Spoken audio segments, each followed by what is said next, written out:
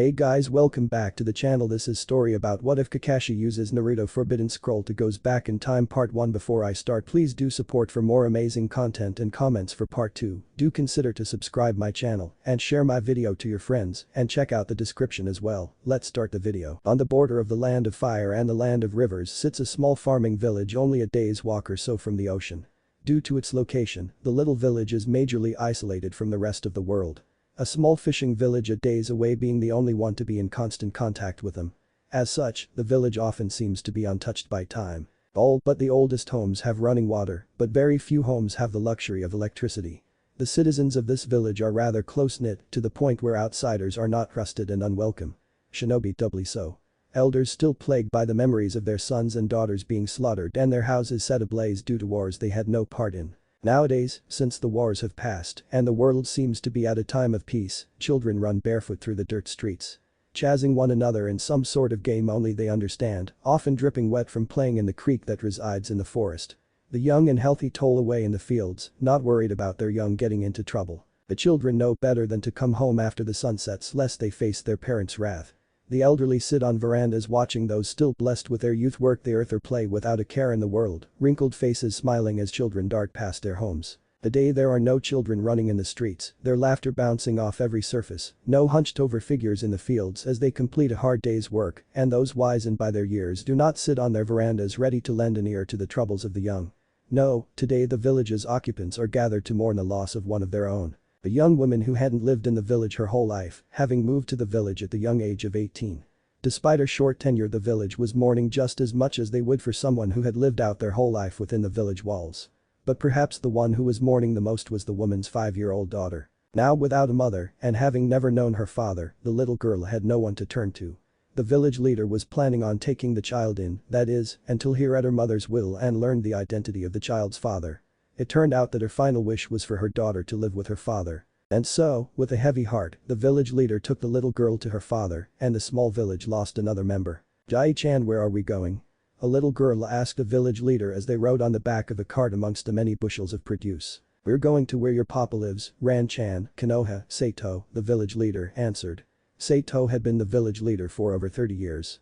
He had been there for the births of many of the villagers and the births of their grandchildren, in several cases. He viewed his village as a large family, seeing the villagers as his children. It would most certainly be hard for Ran to adjust in a village far away full of people she didn't know. It would be difficult on Sato and those who had grown close with the child during her short life, but her mother believed that her living with her father would be for the best. Yes, it hurt, but who was he to deny the final wish of a dead woman, the final wish of one of his children? "No," Ran asked slowly, breaking him out of his musings, trying out the name on her tongue. The village is called Leaf. She scrunched up her face in confusion. Hanahagakure no Sato is the full name, Sato explained with a chuckle. Why is it hidden in leaves? Well, that's kinda a long story. You know what a shinobi is, right? Those damnable shinobi. And I'm sending her to live amongst them. Sweet little Ran. Sato's hatred for shinobi ran deep, but he didn't let any of it show on his face or voice. He wouldn't want to confuse the child even more. Lord knew this whole situation was confusing enough as is. Aha. Well, shinobi don't necessarily like it when everyone knows where their base is, so they make their homes hidden, Sato attempted to explain, not that he really knew the actual reason the village was referred to as hidden, but a little lie wouldn't hurt the child. Better to give the girl a false story than have to deal with a long string of why and how comes until they reach the village. So its location is a secret. Ran continued, not ready to let the matter drop. Yeah, so does that make us super special since we know where it is? Shuro, look, Ran-chan. You can see the village gates. Sato exclaimed, hoping the towering gates would distract the girl from her questions. That doesn't look very hidden, Ran muttered to herself. No secret entrances, nothing, but a big gate opened wide to let anyone in. Bet they don't even use passwords. The young man driving the cart let out a laugh at her comments as they passed the towering gates. I'll drop the two of you off here to deal with whatever business needs to be attended about the squirt while I go drop off these here crops, the young man said as he slowed the cart to a stop in front of the desk two shinobi currently resided. He offered them a wave before helping Sato and ran out of the back. Thank you, Kenji-kun, I'm sure we'll be able to handle things from here on out, Sato said while taking Ran's hand before waving the younger man off. Kenji was a man in his early 20s and made this trip to Konoha twice a month to deliver the crops their village sold. He had been more than happy to give the two of them a ride to the village on the back of his cart, pulled by a pair of oxen. Come on, Ran-chan, he smiled down at the girl before leading her over to the two ninja. "Welcome to Konoha," greeted a chipper Katetsu.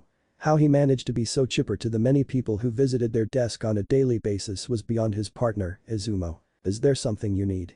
asked a far more subdued Izumo. "Yes," Saito said with a far colder expression than the one he just gave Ran, "it's about this child."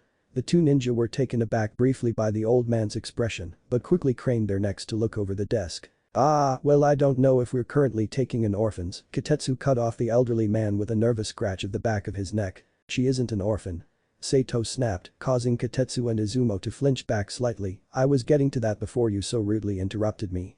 Do the youth of today have no respect for their elders?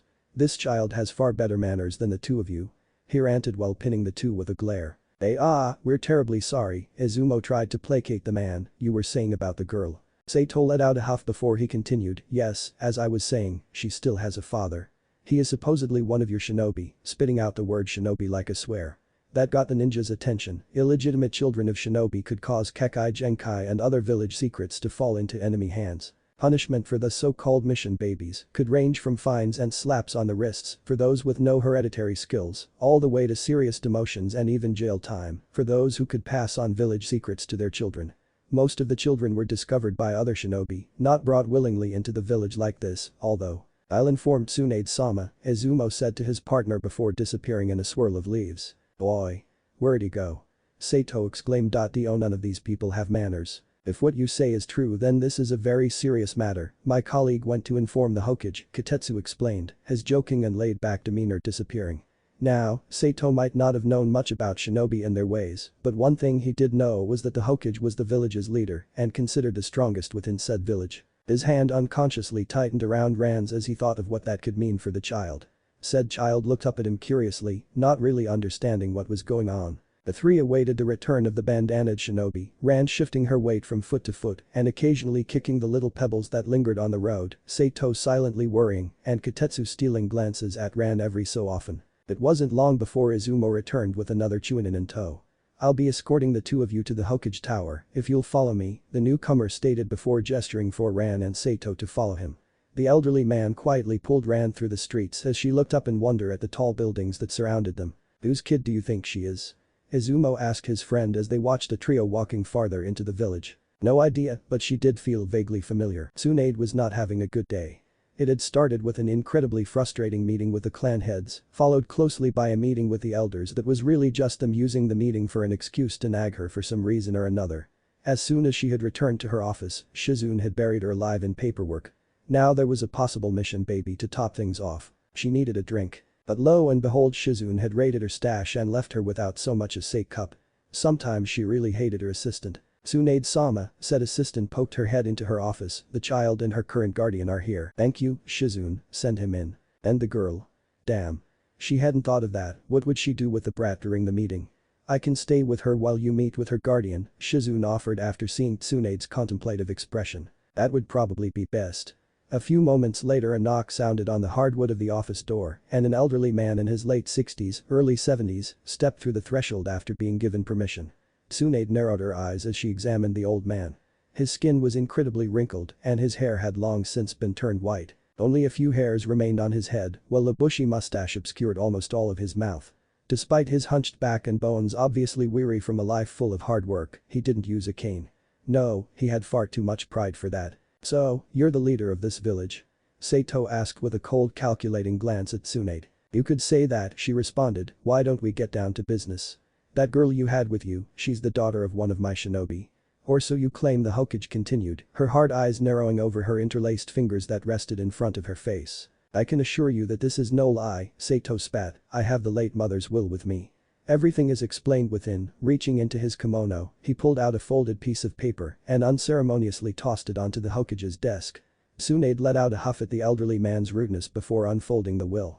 She mostly skimmed over it until she came to the relevant portion. "In the event of my death, I wish for my daughter Kazumi ran to move to Konohagakure no Sato in order to live with her father." Tsunade's eyes widened in shock as she read the name before she promptly pinched a bridge of her nose. If this were true, it would cause her quite the headache. How certain was she of her daughter's paternity? The woman asked after a few moments. "She had confided in me that there wasn't anyone before or after him for quite some time," Sato answered. "She was absolutely certain." Tsunade let out a sigh after setting her forehead on her intertwined fingers. We will need to confirm this ourselves, of course, before anything can be decided, Tsunade said after she raised her head. Of course, Sato said with a slight nod of his head before exiting the office, not even waiting for a dismissal. Rude old man, Tsunade growled as she glared daggers at the door. Sato had just closed. This really is a problem, the Hokage thought as she looked down at the name on the will again. Had a Kakashi. She really needed a drink. Tsunade needed a lot of drinks. They had run the DNA test 3 times, and every time it had come back positive. Hada Kakashi was without a doubt Kazumi Ran's father. Shizune. Tsunade ordered, causing the younger woman to squeak in fear. Why yes, Tsunade-sama. Have Kakashi brought in to see me immediately. Why yes.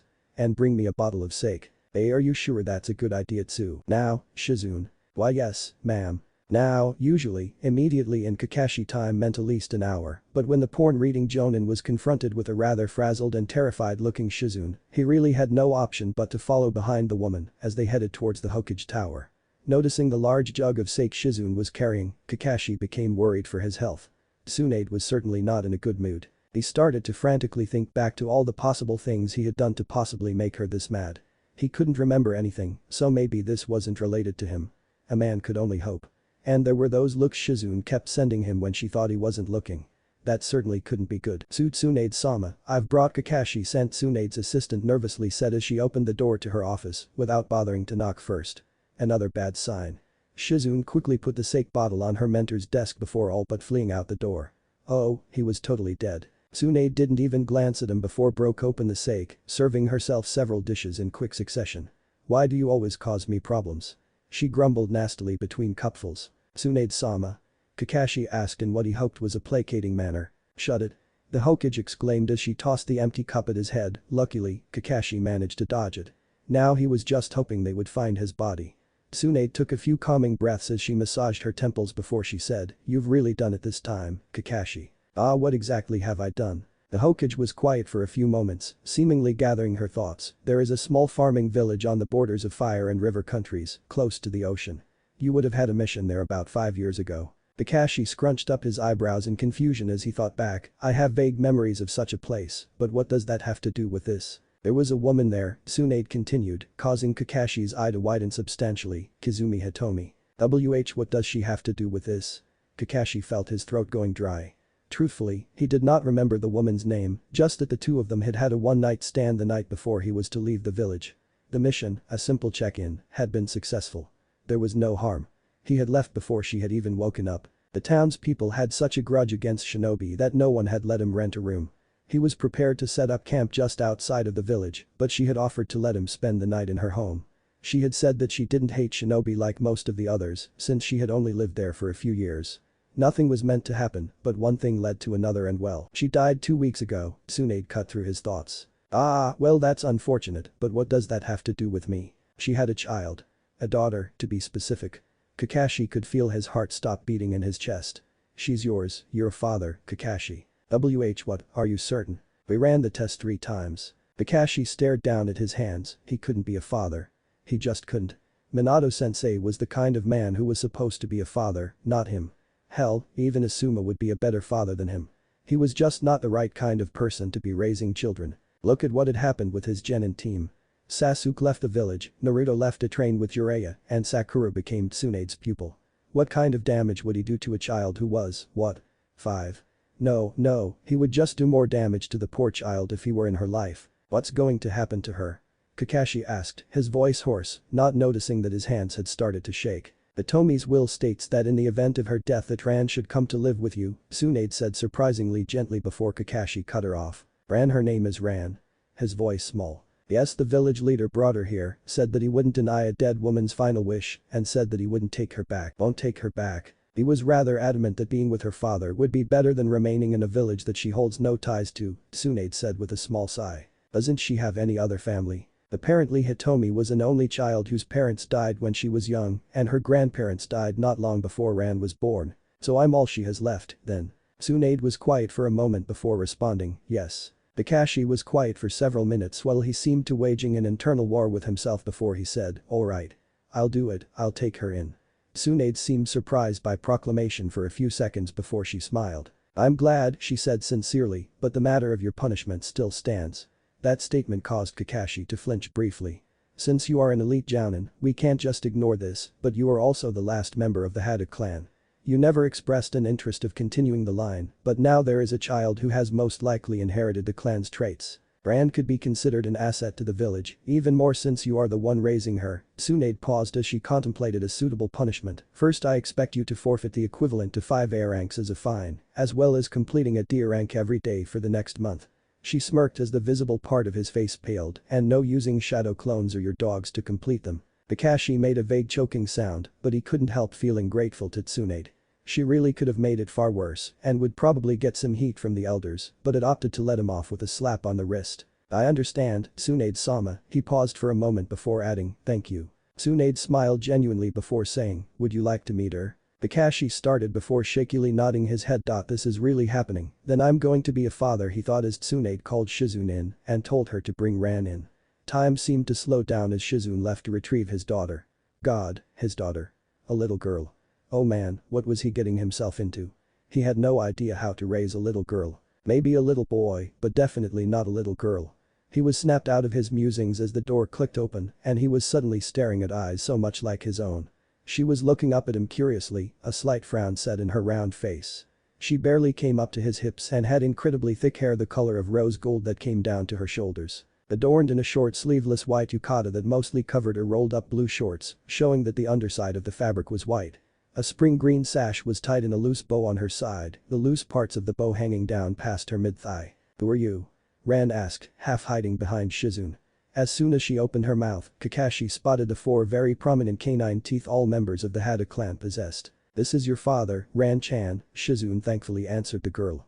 Ran looked from Shizune to Kakashi back to Shizune before back to Kakashi, staring blankly at him, not really sure what to do. Crouching so that he was eye to eye with Ran, hello, Ran-chan, I'm Kakashi and I'm your father. The little girl shifted nervously, causing Kakashi to notice that she wasn't wearing the usual ninja scandals, but wooden ones with soles a good inch or two thick with a bright red strap that ran horizontally across her feet. When he looked back up, he noticed that she was looking at something slightly above his eye, his headband.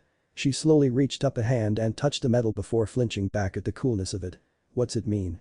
Ran asked. Ah, this says I'm a shinobi of Konoha, Kakashi explained, pointing at the leaf smack dab in the center. Do you know what a shinobi is? Ran nodded vigorously, such a clever girl. He exclaimed, giving her an eye smile. Speaking of shinobi, Tsunade interrupted, don't you have a meeting with your team? Oh haha, there was one at 10 Kakashi said nervously while rubbing the back of his head. It's already 2, Tsunade stated. I think I have left them waiting long enough, then. Would you like to meet my students and co-worker, Ran-chan?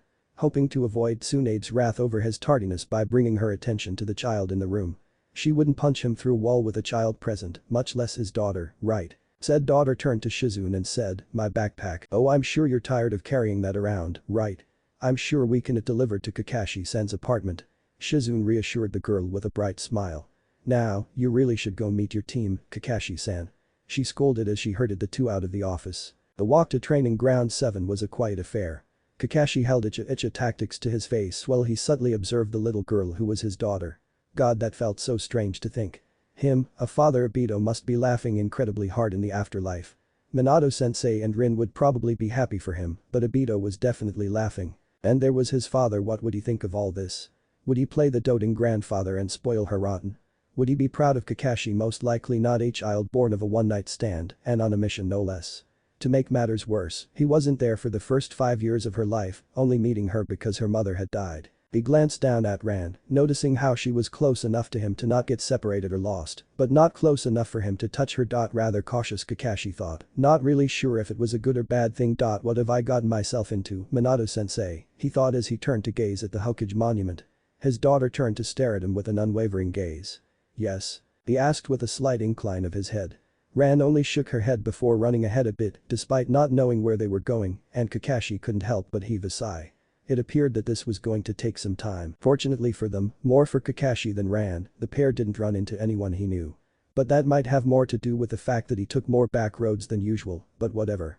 Before long they had reached the training grounds, and the clacking of Ran's wooden shoes on the stone streets softened as she padded onto the soft grass. At which time, she promptly stepped out of her scandals and dug her toes into the grass. Her previously blank expression changed into one of joy as the two crossed the many training grounds before ground 7 as she carried her shoes, one in each hand. Well, there shouldn't be any harm in letting her go barefoot. Hopefully Kakashi hoped there weren't any lingering Makabishi left behind by any less than diligent ninja. Her getting hurt within the first hour of being in his custody certainly wouldn't look good. It didn't take Kakashi and Ran too long before they came upon training ground 7 and the current members of Team 7. Naruto was currently lounging in the grass, Sai sat against a tree sketching on a pad of paper, Sakura was diligently sharpening her tools, and Tenzu was half dozing against a tree. It appeared Sai was the first to notice their arrival, but made no outward signs of it besides for a small flick of his eyes towards their direction. Tenzu snapped out of his dozing with a low mutter of finally. This got the attention of the two original members of Team 7, who promptly leapt to their feet and yelled, "You're late." In unison. Their shout made Ran flinch back a few steps, but it didn't seem as though the two had noticed her presence yet. Ma, I was going to be here earlier, don't give me that look, but some flowers were delivered to me and I had to attend to them, Kakashi teased, and hey, it was technically the truth. The pun was just a bonus. Liar, wait, what? That doesn't make sense, Naruto exclaimed, ready to start ranting, but Kakashi's excuse made him narrow his eyes in confusion. Nah, Kakashi-sensei, who's the kid? Is she a client? Is she a princess we've been tasked with guarding? It seemed as though he had finally noticed Ran, but Kakashi held up his hand to halt his questions. Naruto always jumped to the most ridiculous conclusions when it came to mission clients. Well, Naruto-kun, he paused for a moment, it appears that she's my daughter. A beat. A second beat. And then all hell proceeded to break loose. Tenzu had opened his mouth but couldn't seem to get any noise out, Sai was just staring, he most likely didn't know how to even begin to respond to something like this. Sakura kept looking from Kakashi to Ran and back again with big eyes and her jaw hanging open, and then there was Naruto. Poor Naruto at first looked like he was having an aneurysm trying to say something, but then shifted gears to simply yelling. Kakashi awkwardly scratched the back of his head as he waited for the four to regain coherent thought, while Ran shifted nervously from foot to foot. Of course, it was Sai who broke the dazed silence. I had just assumed you were asexual, Kakashi-senpai. He was going to hit this kid one day. That's all you have to say about this situation, Naruto screamed, causing a few nearby birds to fly away. It appeared as though Sakura was the next one to come out of it. It was good to know at least one of his team members was able to function after a shock. She has your eyes are well, at least, she said as she bent down a little bit to get a better look at Ran. Who in turn gave the kunoichi a small smile. I'm Sakura, what's your name? She asked. At least she was good with kids, not much could be said for the rest of the team, though. Ran, she answered shyly. What a pretty name, Sakura complimented with a sweet smile, we're both named after flowers, cherry blossoms and orchids. Ran's smile grew a little larger and she let out a small giggle as Sakura patted her on the head. So you're sensei's kid, eh? Naruto said in surprise, finally coming out of his shock, opting to plop himself in the grass in front of her. I'm Uzumaki Naruto and I'm gonna be the Hokage, Dadabeo. Ran just stared at him with blank expression. I guess you wouldn't know what that is, the Hokage is the strongest person in the village and protects everyone, Tabeo. These are our teammates. Sai and Yamato Taichu. Sai's the pale one and Yamato's the one currently having trouble speaking. That got a bit more of a reaction out of the girl, who nodded slightly in understanding. Before she turned to briefly look up at Sai and Yamato. So, Ran, why are you here in Konoha? The little girl promptly looked away and clutched the hem of her yukata tightly. She's going to be staying with me from now on, Kakashi said, finally joining the conversation. That declaration earned him a few odd glances from the members of his team. Senpai, are you sure that's a good idea? Tenzu's back, Kakashi thought as he turned to his cowhide. Not really, but it's not like she has any better option since her mother passed 2 weeks ago, he explained after he had covered Ran's ears. He really didn't want to deal with tears right now. The Jonin received a puzzled look from the girl, but she didn't make any attempts to shake free from his hands. That was a good sign, right? Naruto and Sakura promptly sombered while Tenzu let out a sigh and Sai looked contemplative. Everyone on Team 7 knew loss. There was Naruto, never knowing the warmth of his mother's embrace or the strength of his father's hand on his shoulder. Sakura had lost the boy and teammate she loved with all her heart. There was Sai, forced to kill the only family he ever had. Tenzu watched as his fellow child experiments died one by one. And then there was Kakashi who knew loss like an old friend. Sakura, Naruto, why don't the two of you show Ran around the training field? Kakashi broke the silence they had lapsed into with a suggestion. It wasn't as though he wanted to get rid of them, okay, maybe he kinda did, but it looked like Tenzu wanted to have a word with him. More like words, but it would be better if Ran wasn't around for them. And it wasn't as though he disliked Naruto, but the boy lacked a certain tact that was necessary for conversations such as these. Sakura nodded, after a moment, in understanding. She grabbed Naruto by the back of his collar before he could start complaining. "Come on Ran-chan, there are some pretty flowers on the edge of the training field," Sakura explained as she took the young girl's hand. Ran looked at the older girl in amazement as she dragged Naruto behind them, as though he weighed nothing. Kakashi quickly retreated to the shade of one of the trees on the opposite end of the clearing before Tenzu had the chance to bombard him with questions. If he was going to have this conversation he might as well be comfortable. Tenzu let out a sigh as he collapsed next to him, Sai opting to lean against the tree. The three watched Naruto and Sakura tried to get the younger and far more subdued child more interested in whatever they were doing. Ran was gazing around the large clearing, not paying attention to what the older two were saying, before her eyes came to land on Kakashi. She held his gaze for a few moments before moving on. "So she's a mission baby, then?" Sai asked, the first to breach the subject, not even bothering to look at Kakashi. "Yeah," he replied, staring rather intently at the grass. Maybe he could make it spontaneously combust and get his out of this conversation. "Do you even know the first thing about raising a child, senpai?" Tenzu asked, his reaching a new pitch in slight hysteria. "I'd imagine it would be something along the lines of make sure to feed and water them at least twice a day." "This isn't a joking matter, senpai," Tenzu exclaimed. "You think I don't know that?" Kakashi snapped back, far more serious than he was a second ago. "You think I don't know I'm the least suited person for this job? But she doesn't have any other family either. I take her in or send her to an orphanage. Which I highly doubt Tsunade-sama or the council would allow, not when they could possibly have another me or another White Fang." Their ranks. Tenzu feel quiet as he began to think of just what that would mean for the girl. The Hada clan was known for its superb warriors since the Warring States era, but their numbers had waned over the years due to a higher rate of deaths than births. By the time Konoha was founded there were only a few dozen left to join the village, and even then their numbers continued to die out. Kakashi and his daughter were the last of a powerful all but dead race, and he had no doubt in his mind that some very dangerous people would want her for their own. If he were to forfeit his parental rights, it would only make it that much easier for them to get their hands on her. No, by keeping her with him, he was keeping her safe, right? "Maybe she won't inherit any of your abilities," Tenzu said hopefully. He had obviously come to the same conclusion. "You saw her teeth, didn't you?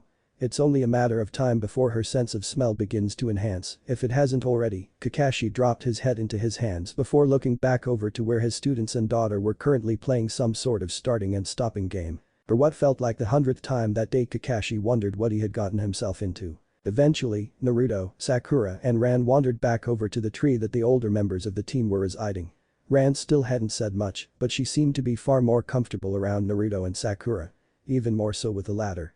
Unfortunately that seemed to fade as soon as the two groups rejoined, and Ran quickly reverted back to her distant and slightly skittish behavior. She seemed the most uncomfortable around Sai. Kakashi could have sworn he heard a mutter of creepy from the girl, but she showed no outward signs of having made the comment. He simply glanced down at Ran, who met his gaze unfazed, over the edge of Icha tactics. "Kid has nerves of steel," he thought with a laugh. "Ah. Kakashi-sensei, you shouldn't read dirty books in front of a child. Much less your daughter," Sakura exclaimed, raising her hand as if to snatch the book right out of his hands. Ma, I doubt she can read what it says," Kakashi responded in a placating manner as he moved the book out of her reach. He really doubted that she would actually be able to take it from him, but Kakashi wasn't about to risk it. Icha tactics," came a quiet voice from next to him. "Come again?" Kakashi asked, blinking in surprise. "It says Icha tactics," Ran said more firmly.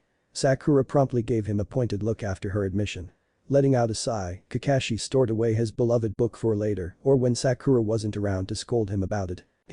You can read that, Ran," Naruto exclaimed. Ran nodded seriously once before saying, "I know the kanas and have started learning kanji.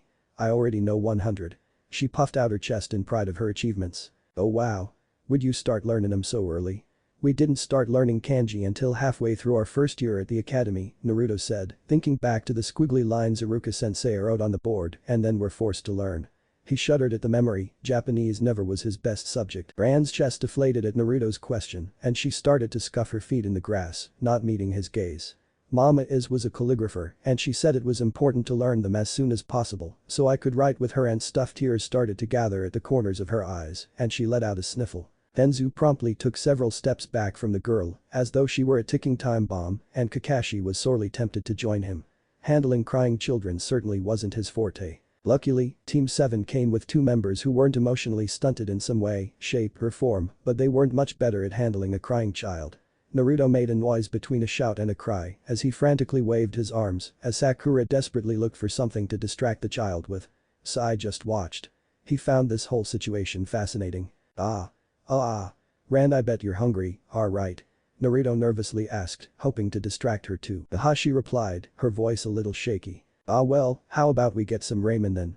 I'm starving, Dadabeo. Ramen? Wait, you don't know what ramen is? Naruto yelled in a mix of shock and horror that only grew when Ran nodded her head in confirmation. Ramen is only the best, most amazing food ever created, Dadabeo. That settles it, we're getting ramen, and Ichiraku makes the best ramen ever. Naruto nodded his head in determination before turning to Kakashi, and I'm sure your 2-chan would be more than glad to treat all of us. Right, Kakashi-sensei. Wait, Kakashi-sensei is so kind.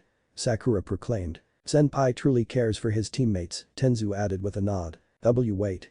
I never said I would, Kakashi tried to explain, but it seemed that his team wasn't listening. I think I'll get miso ramen first, Tobeo, then maybe some tonkatsu. I wonder how many bowls I'll be able to eat, Naruto murmured happily, a small trail of drool making its way out of his mouth.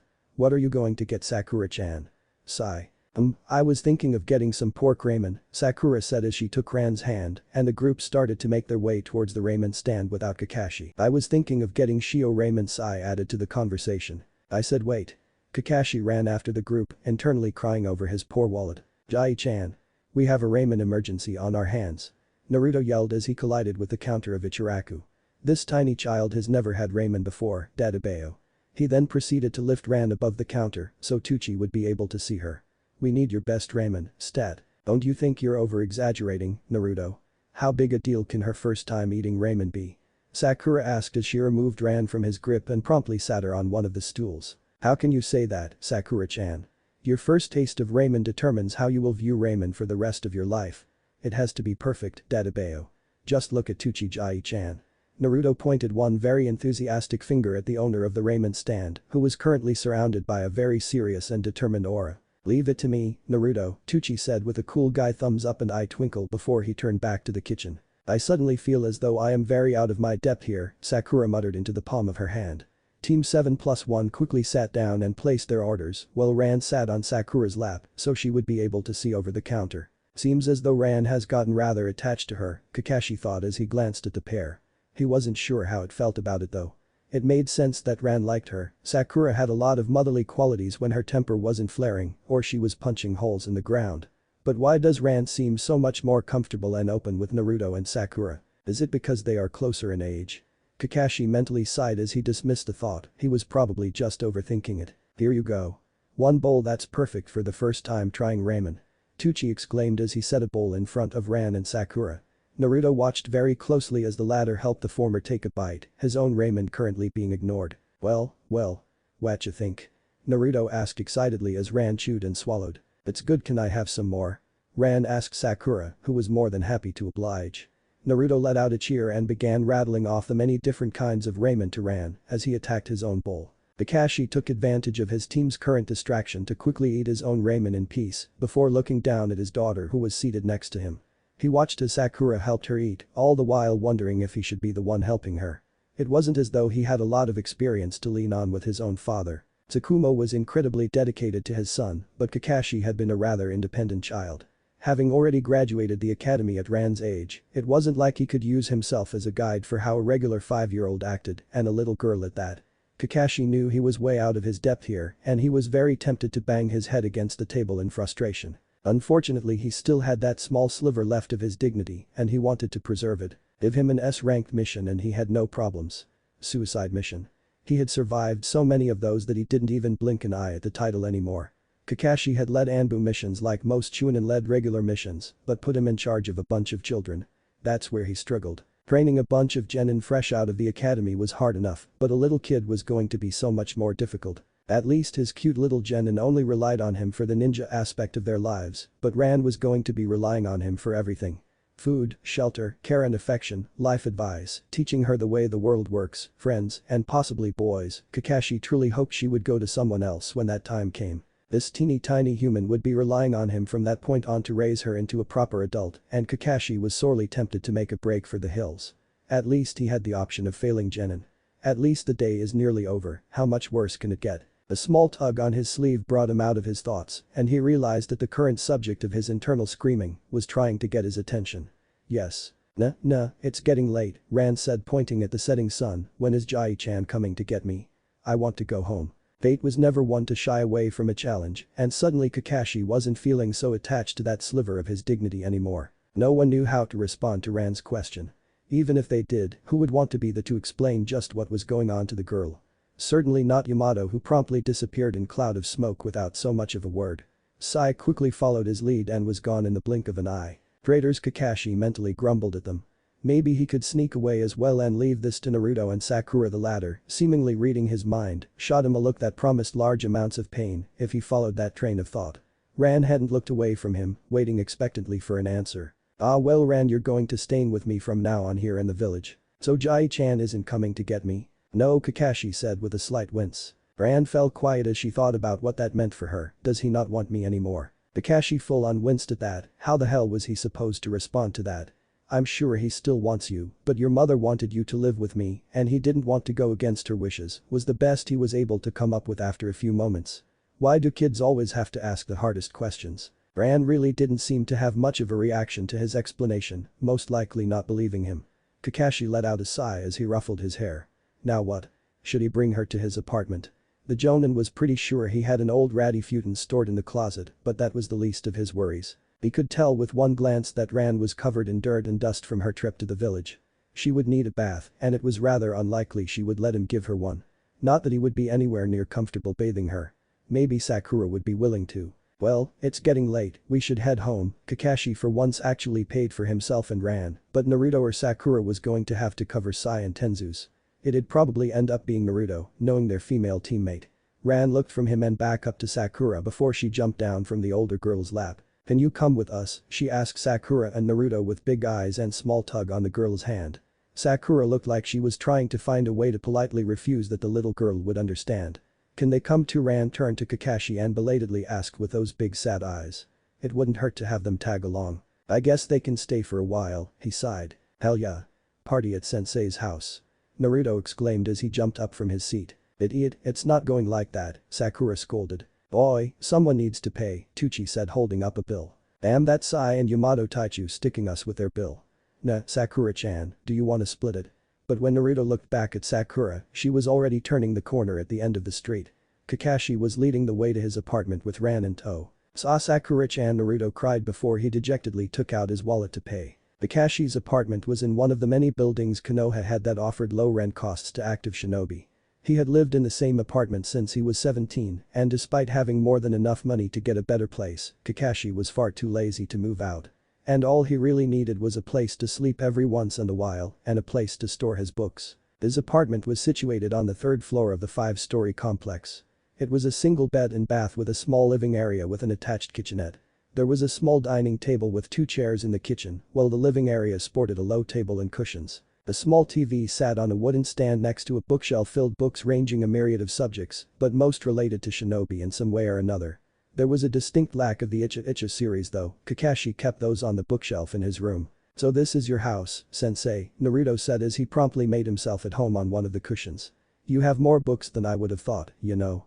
I mean, all we ever see you reading are those dirty books by Iro Sennin. I'm glad you think so highly of me, Kakashi retorted. It's cleaner than I would have expected, Sakura commented as she entered. Do both my students really think so little of me? He exclaimed in mock hurt. Yes, they responded in unison, causing Kakashi hang his head in defeat. Ran was the last one to enter the apartment, and once she had kicked off her sandals, she looked at a loss for what to do next. Sakura, do you think you could give Ran a bath? Kakashi asked hopefully. Oh, yeah, sure. Come on, Ran-chan, let's get you cleaned up. Sakura steered the little girl towards the door Kakashi had pointed out to her. After they closed the door he went into his own room to find the spare futon he was sure he had. He found it after a few minutes in the back of the closet tucked behind several boxes. The thing looked like it hadn't seen the light of day in a decade, which was probably true due to the amount of dust that had settled into it. Kakashi returned to the living area to find his other student lounging about on his side. Here, he said throwing the old and battered futon at him, make yourself useful and beat the dust out of this. Naruto pulled a face but did as he asked, grumbling as he made a few clones to help him. Make sure you do it outside, I don't want all that dust in here. Fine. Sakura got a closer look at Ran's hair as she rinsed out all of the shampoo and dirt.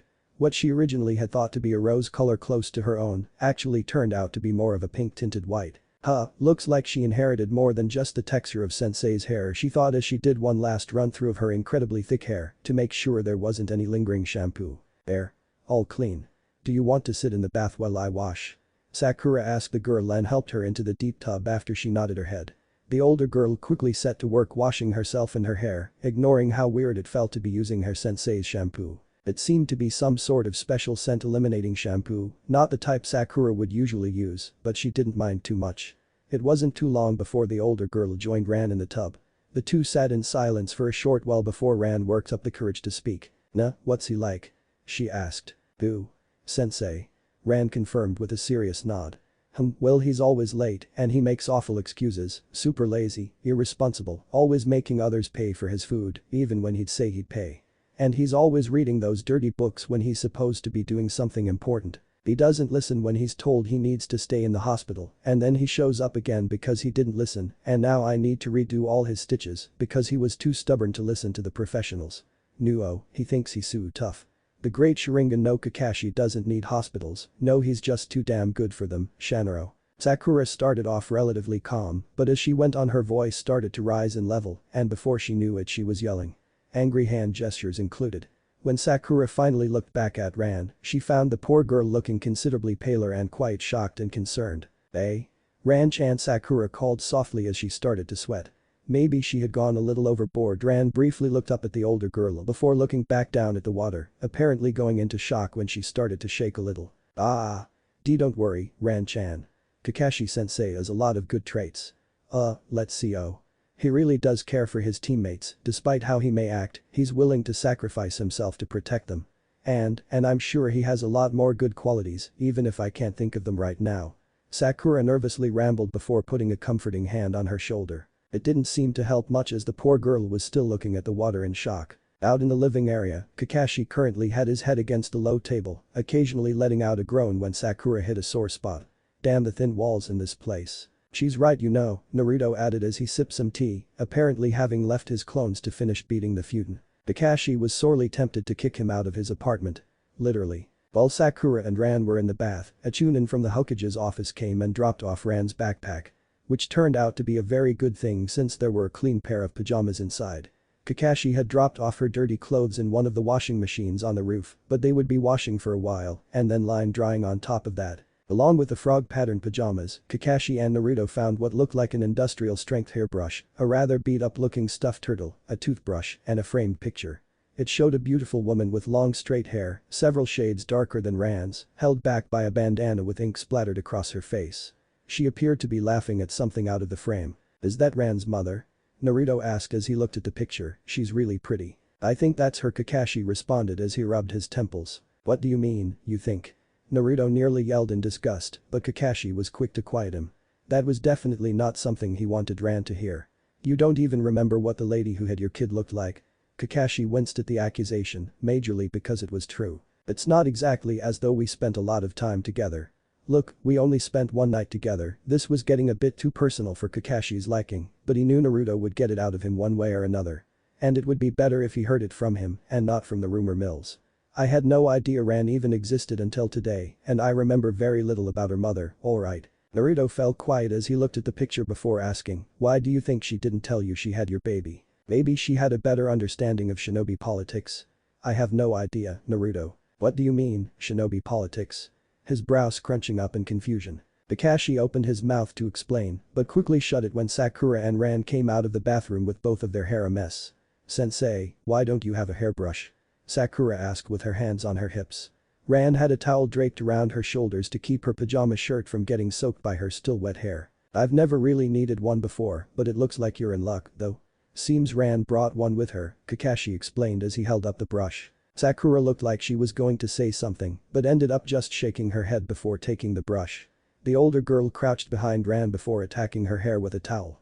It seemed the poor girl's hair was incredibly absorbent and the towel was soaked by the time Sakura deemed her hair dry enough to begin brushing it. The reinforced brush started to make more sense as Sakura had to use quite a bit of strength to get it through Ran's dense locks, who braved the pain in quiet determination. The older girl quickly ran the brush through her own hair before putting it on the low table. Naruto quickly snatched it up and looked at it in amazement. "My hair has broken brushes before," Ran said in way of an explanation. That's actually pretty impressive, Naruto muttered to himself before he returned the brush to her backpack. Well, it's getting late, I think it's time for you two to head home, Kakashi said to Naruto and Sakura as he stood up. Naruto started to complain, but Sakura quickly cut him off. I'm sure Ran is tired after the day she's had. Come on, Naruto, she dragged him to the door before letting him go so he could put his scandals on.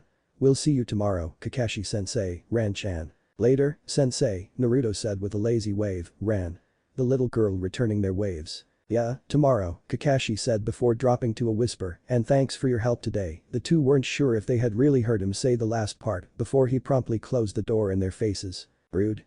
Naruto exclaimed before stomping off. Sakura sighed before shaking her head and heading after her teammate. Kakashi turned back to see Ran uprighting the previously face-down picture of Hitomi on the table. She apparently felt his eyes on her and proceeded to look up at him with those big eyes so much like his own. There is a futon set up for you, he started to explain before she cut him off. Where's Kiro-chan? I need him to sleep. Kiro-chan? My turtle, Ran said seriously, he should have been in my backpack. Kakashi dug the stuffed animal that took up most of the space out of the backpack before handing it to Ran. Why's his name Kiro?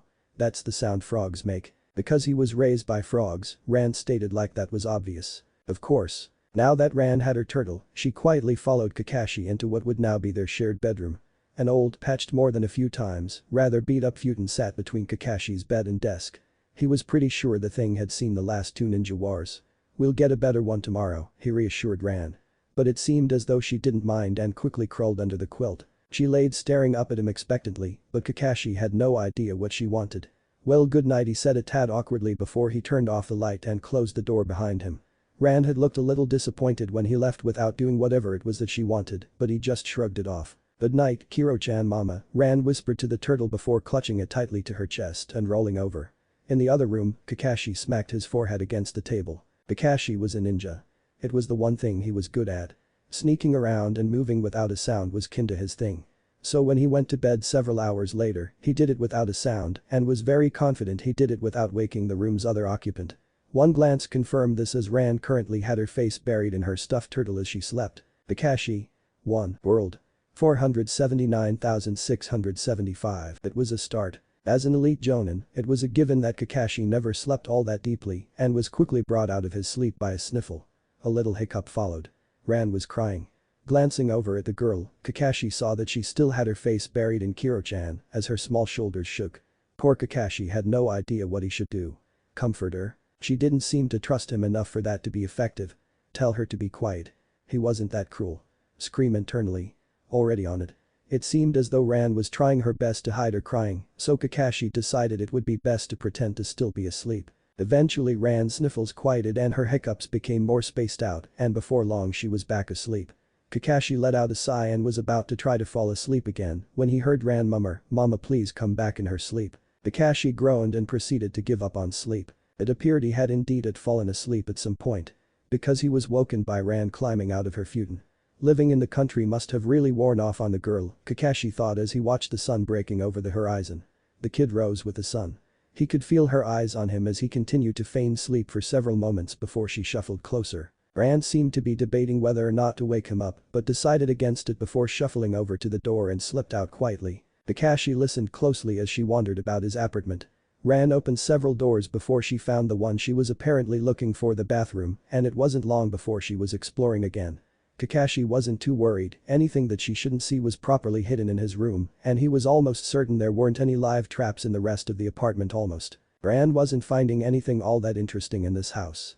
After a couple failed attempts at finding the bathroom and one introduction with a mop, there wasn't much left to nose around in. The books on the shelf were either too hard to read the titles of or just didn't make much sense to the small girl. Despite growing up in a village where electricity wasn't all that common, Ran knew what a TV was. She had seen one in the fishing village next to her own, but she didn't want to risk turning it on since Kakashi was still sleeping in the other room. It seemed as though people didn't get up with the sun here. She eventually found herself in the kitchenette, nosing around in refrigerator first. When she found nothing all that interesting in there, she moved onto the drawers under the counter. The first had normal eating utensils, but the second was full of pointy objects. Some were long with a handle, while others were smaller and star-shaped. Luckily, she recognized them as knives, and her mother had drilled into her mind that she should never touch knives without an adult present. There wasn't anything all that interesting after the drawer full of pointy things, and Ran was about to pull over one of the chairs to look in the higher cabinets when she heard something snap. Suddenly, there was one of those long knives with the handle only an inch in front of her face, and Kakashi having apparently just caught it. Ran stared up at her father, not really registering what had just happened. "Well, that was close," he chuckled before tossing the knife onto the counter. "Good thing I remembered one of the traps was still rigged, nah." Kakashi played it off, but if he had remembered just a few seconds later, Ran would be sporting a kunai between the eyes. Now, that would have been bad. The little girl, who apparently didn't realize how much danger she had just been in, took a few steps away from him. Kakashi let out a sigh. "She's still uncomfortable around me." "What's wrong with your eye?" Ran asked as she stared up at his uncovered left eye. "It got hurt a long time ago." "Oh. Does it hurt?" she asked, with all the tact a 5-year-old possessed, having not stopped staring at it. "Not anymore." Kakashi answered curtly, hoping it would give her the hint to stop asking about it. Which she apparently got because she asked, "Where are my clothes?" He sighed at the change of subject and relaxed the shoulders he had unknowingly tensed. "They're on the roof and should be dry by now. Wait here while I get them and try not to set off any more traps, alright?" He gave her an eye smile as he slipped on his scandals and headed out the door. Half an hour later, the pair was washed, watered, fed, and ready for the day. Kakashi supposed that he should see Tsunade at some point that day, but she wouldn't be in her office for several more hours. His team wouldn't be meeting up until noon and it was only 6. Having nothing better to do, Kakashi led them around the market that was just coming alive. He made sure to keep a close eye on Ran over his book as she wandered around the many stalls and shops. At some point she got a sweet bun from the old ladies at the bakery. "What, didn't get me one?" Kakashi teased, but unfortunately Ran took him seriously. Looking down intently at the bun, she ripped it in half and held out the unbitten portion to him. "Ah, I was just teasing you, you can have it all." She stared down at the two halves of the bun and tried unsuccessfully to take a bite. It seemed like she would need both hands even for one half. The little girl tried to stick them back together and it seemed to work until she tried to take a bite. One half fell immediately to the ground and in her attempt to grab it, she dropped the second half. There was a moment of silence before Ran's legs gave out from under her and she was quickly on all fours in front of the remains of her poor dirt-covered sweet bun. Kakashi had a hand over his face as he watched the scene and hoped to God those occasional trembles weren't an indicator of tears. Not really sure what to do, Kakashi reached a shaking hand towards the girl, hoping she wouldn't blame him for this. Despite the fact that it totally was all his fault. He could hear several old ladies whispering behind him, but one of them came to his rescue. There, no need to cry now. You can have another one." Ran instantly perked up as the woman handed her a new sweet bun. She wiped her damp eyes before taking a large bite. "That's a good girl," she praised as she patted Ran on the head. Kakashi was about to thank her for her help, but the old woman just smacked him in the knee with her cane as she walked past him. Kakashi was pretty sure he deserved it. Trying to put the sweet bun incident behind them, the pair continued to wander around the market. More stores were coming to life as the morning progressed on, and there were many new things to see. Ran seemed to fall into line next to him after some time, so he felt confident in taking his eyes off of her for a few seconds while he looked for some things he needed. But when he turned to ask Ran what kind of toothpaste she wanted, she was gone. He had looked away for 1 second, and now she was gone. "Ran?" Kakashi called as he glanced around the immediate area. He was forced to retrace his steps quite a bit before he finally found her. "There you are," Kakashi sighed in relief. "You can't just wander off without telling me." Ran didn't seem to be listening as she stared at something the booth was selling. It was a small stand that generally sold cheap to intermediately priced jewelry and small trinkets. The little girl was apparently captivated by a hair clip with some sort of frog character smiling with its tongue sticking out. Kakashi sighed before saying, "I take it you like frogs." Ran jumped a little at his voice. She appeared to have not noticed his arrival, but looked up at him with sparkling eyes. "Uh-huh." She nodded vigorously before turning back to the hair clip. "How much?" Kakashi asked the vendor. "5 ryo," the young man responded before he struggled to catch the coin Kakashi tossed at him. "You're buying it for me?" Ran asked, confused as Kakashi handed her the clip. "I'm not buying it for myself." "Thank you," Ran said with a small smile as she clutched the clip close to her chest. "You're welcome." He gave her an eye smile and a head pat, "But I'm afraid I don't know how to put that in your hair, so you'll probably have to ask Sakura to do it for you." "Okay." "Ah. Kakashi-san, Ran-chan. I'm so glad I ran into you," Shizune exclaimed as she ran into the pair just outside the market. "Tsunade-sama wants to see the both of you." "Already? I didn't think she would even be in her office for a couple more hours," Kakashi commented as he scratched the back of his head. "Did she say what she wanted us for?" "Usually, yes, but she had an early meeting this morning." "I'm afraid she didn't, but come along. Tsunade-sama is waiting for you." Shizune exclaimed excitedly as she pushed poor Kakashi, with Ran following close behind in the direction of the Hokage Tower. There were very few people around the tower when they arrived, and they only had to wait a few seconds before they were brought into the Hokage's office. "This is the second time in a row you've arrived on time, Kakashi, the world must be ending," Tsunade smirked over her hands.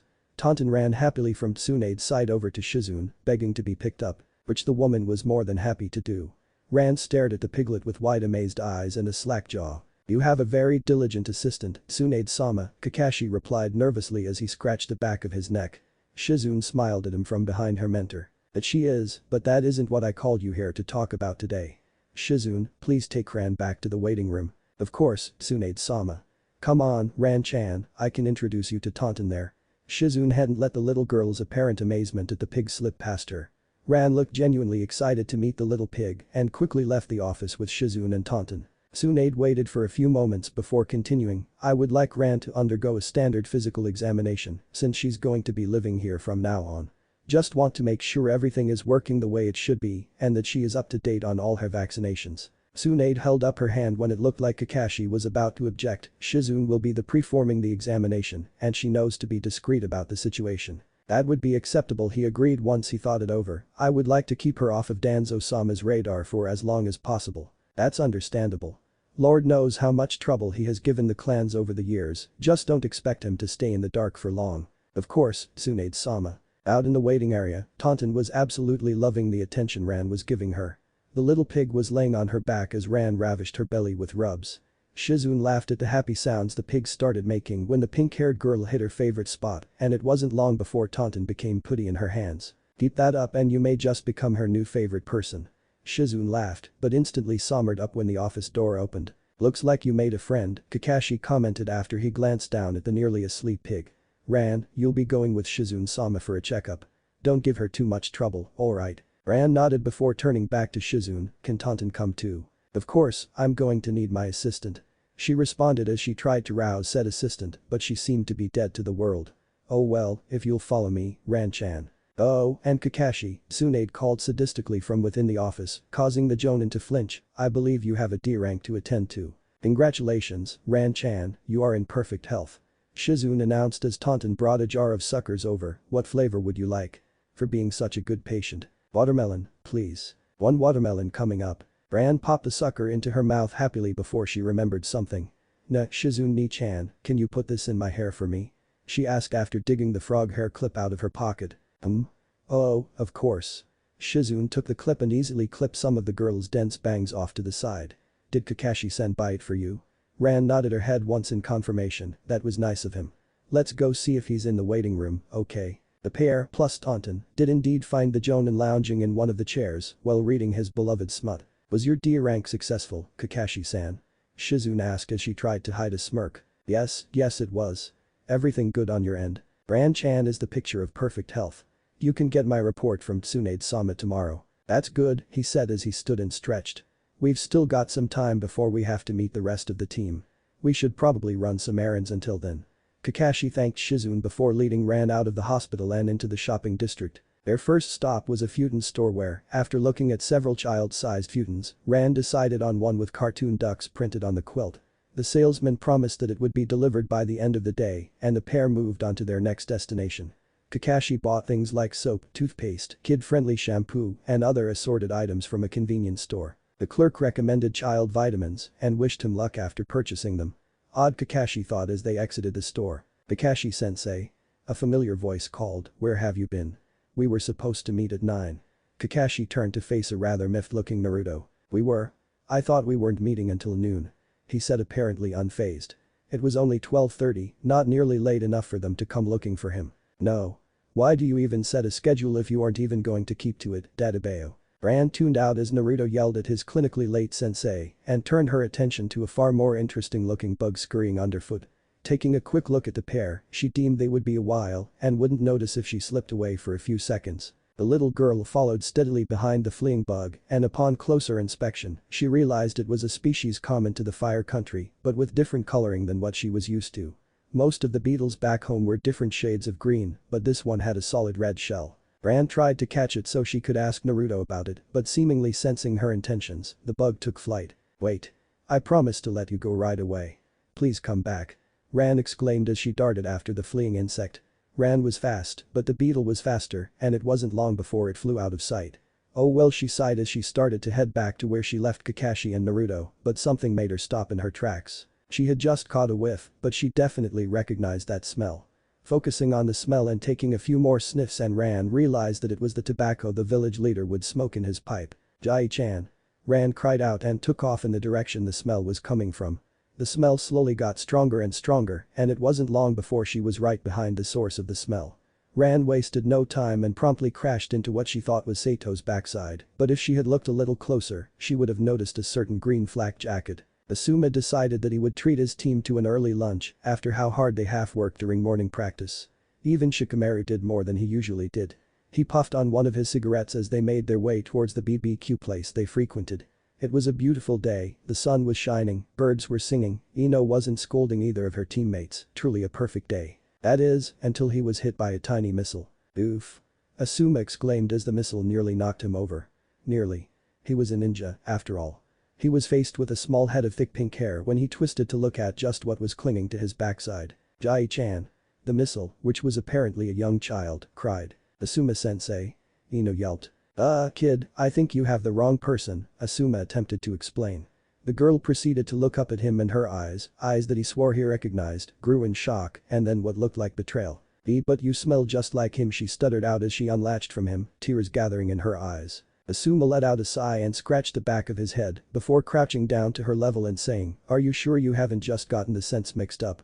It wasn't all that uncommon for young Inuzukas to get scents mixed up as they were still adjusting to their extraordinary sense of smell.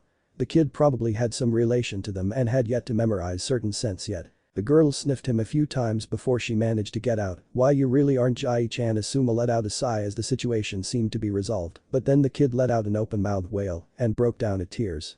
He flinched back at first due to the pitch she reached, but then he saw what resided in her mouth. Asuma felt his eyes widen in shock as he stared at two very prominent sets of canines that were visible to the world. He did know those eyes. And those teeth. Asuma remained frozen in shock as he watched Ino and a nervous-looking Choji try to comfort the child. He glanced up at Shikamaru to find him scowling in concentration before he seemed to come to the same conclusion. The Jonin watched as his eyes widened in shock and jaw going slack. Shikamaru looked down at Asuma, and it seemed that the older man's reaction was all the confirmation he needed. So troublesome, Shikamaru groaned as he wiped his face with his hand. Ino sent him a nasty glare for his comment, apparently thinking he meant the girl, before turning back to the girl. Hey now, there's no need to cry. Where are your parents? The girl ceased her tears momentarily to glance around the street. I don't know, she managed to get out before she began crying with a new vigor. Do you think she's an Inuzuka kid? Choji asked. No one in particular, it would explain her teeth and sense of smell. Have you ever seen an Inuzuka with any hair color than brown? Ino snapped back at him. I suppose not, but how do you explain them then? The Inuzuka are the only ones with those traits. There's one more, Asuma groaned as he stood up. Real, Choji began, but was cut off by a cry of, Ran. From a certain loud-mouthed ninja. Ran, there you are. You shouldn't run off like that. Naruto scolded before Ran collided with him and buried her tear-stricken face into his front. You know her, Naruto? Choji asked. Yeah, though it's kinda a long story. Naruto, did you find her? Sakura called from the other end of the street. Yeah, I found her. He called back. That's good, Kakashi said nonchalantly as he appeared in cloud of smoke beside the group. Sakura was quick to run up next to him, but was accosted by Ino. Forehead, you know this girl too. Kakashi-sensei too. Choji added. Yeah, but it's a long story, Sakura explained vaguely, not meeting Ino's eyes. That's exactly what Naruto said. Okay, Forehead, what's going on here? Spill. It's really not my place to say. While Ino was badgering Sakura for details, Kakashi turned to his fellow Jonin and said, sorry if she gave you any trouble. But sighed when he saw his expression. Asuma definitely looked shell-shocked, but under that was layer of disappointment and even anger. Is it really that obvious? Kakashi asked in defeat. All she has to do is open her mouth and anyone over the age of 25 will know. Hell, even Shikamaru figure it out. That statement caught Ino's attention and she quickly rounded on her teammate. What is it? What did you figure out, Shikamaru? I'm surprised you didn't realize it, Ino, Shikamaru started, but paused to let out a yawn. That kid is Kakashi-sensei's daughter. The fallout from Shikamaru's reveal could be viewed as entertaining if you weren't Ino, Choji, Kakashi, Ran, or Sakura. Ino had first rounded on her best friend as to why she hadn't shared this information sooner. Ran was her second victim, and the older girl searched the poor child for similarities. Choji stared at Kakashi with his mouth agape while Asuma and Shikamaru watched from a ways back. I guess I kind of see it, but it's hard to tell when you hide most of your face, Kakashi-sensei. Ino huffed after she had finished her search. And forehead. Don't think you're off the hook. I expect a full story later. It seemed Choji had snapped out of his shock and promptly turned to Shikamaru to ask him how he was able to figure it out so quickly. There really isn't much more to tell, Sakura tried to calm her friend, Ran only arrived here yesterday. Still, I want to hear everything you know. Ino demanded as she poked Sakura in the chest. Kakashi groaned internally as he listened to the girl's conversation. The whole village knew how much of a gossip Yamanaka Ino was, and if she knew, the whole village was going to know he had a child by tomorrow. Ninja were notorious gossips and the civilians were even worse, and Kakashi was certainly with their own speculations to the mix. It wouldn't be long before Ran was the illegitimate child of the fire daimyo's daughter that he had betted on a top-secret mission. He would just have to wait for a few weeks or so before they latched onto some new tall tale, and Ran would be forgotten. So, what exactly happened here? Kakashi asked his fellow jonin over his book. Seemed as though she thought I was someone else, Asuma explained as he puffed on a new cigarette, said I smelled like her Jai-chan. Kakashi groaned at that, he had really hoped her enhanced sense of smell would take longer to develop. You having a kid, huh? Seems like there's a story there, Asuma said as he elbowed him in the ribs slightly harder than was necessary. And you won't be getting it, Kakashi shot back. This was nice, but I have a team practice to attend to. Naruto, Sakura, Ran, time to go. He started towards the training grounds without waiting for confirmation from the others. Naruto was quick to say his goodbyes before tugging Ran along behind him. Later, pig. Sakura called as she ran to catch up with the rest of her team. I expect to see you at my house tonight, forehead. Ino called back before turning to her team, looks like I'll have to skip on lunch. I'll see you guys tomorrow. And like that, the girl was gone. How long do you think until the whole village knows? Choji asked Shikamaru. Knowing Ino, the end of the day. Man, Kakashi-sensei having a kid is pretty weird. Like if you had a kid, Asuma-sensei, Choji said around his chips. That would be pretty weird, Asuma laughed. The group found Yamato and Sai waiting for them at their training ground. Looks like you found them, the former commented. With no thanks to you. Naruto yelled back. Someone had to be here in case they came here before you found them, Sai added, earning himself a glare from Naruto. Ma, I'm here now, Kakashi started, but cut himself off when Ran tottered over to a tree and all but collapsed under its shade. He supposed it made sense that she would need a nap. She had been up since 5 and had been going pretty much non-stop since then. Moving on, Kakashi continued, make sure all of your attacks are facing away from that tree and don't do anything crazy. Naruto, spar with Sai, Sakura, Yamato. What about you, sensei? Naruto asked. I'm going to keep an eye on Ran and make sure none of you accidentally kill her, the jonin explained. His students seemed to contemplating whether to call him out on his excuse or not, but it was legitimate. You know, senpai, a training field really isn't a place for children, Yamato sighed. I know, but where do you suggest she go? A daycare, maybe? He suggested. I've even seen some that cater to active shinobi, Sakura added. Some of the kids in our academy class talked about staying at one during the day while their parents were busy with missions and training. You remember back that far, Sakura-chan? Of course, you don't. Not really, Sakura sighed as Kakashi butted in, I'll think about it. Now, get to sparring. We don't have all day. We would have had more time if you showed up on time for once, Naruto muttered as he turned to Sai. What was that? Nothing. It was mid-afternoon by the time Ran woke. Kakashi had been lounging against the tree's trunk with Icha in hand while his teammates and students attempted to beat the shit out of one another. How Ran managed to sleep through that was beyond the jonin. The little girl let out a big yawn as she stretched and rubbed at her eyes. A few leaves had gotten stuck in her locks and she set to work removing them as she looked around the clearing. Ran choked out when she saw several dozen Narutos fighting a handful of ink animals. On the other side of the field, Sakura punched through the wood clones Yamato kept sending her way. Wah was the only noise she seemed to be able to get out of her hanging jaw. Don't worry, they're just training, Kakashi said as he turned to the next page in his book. Ran flinched slightly before quickly turning to look up at him with wide eyes. Seemed she hadn't noticed him, but there were far more interesting things to look at, he supposed. But there are like a million Naruto Nais. And Sakura Ni-chan just punched through Yamato. Who was made of wood. And there are real-life paintings. Ran exclaimed as she waved her hands around wildly. Those are all shinobi skills, Kakashi explained, but I suppose those could be considered pretty unique skills. Ran stared wide-eyed as Sakura missed one of the clones and smashed a decent-sized crater into the ground. Can you do that? She asked.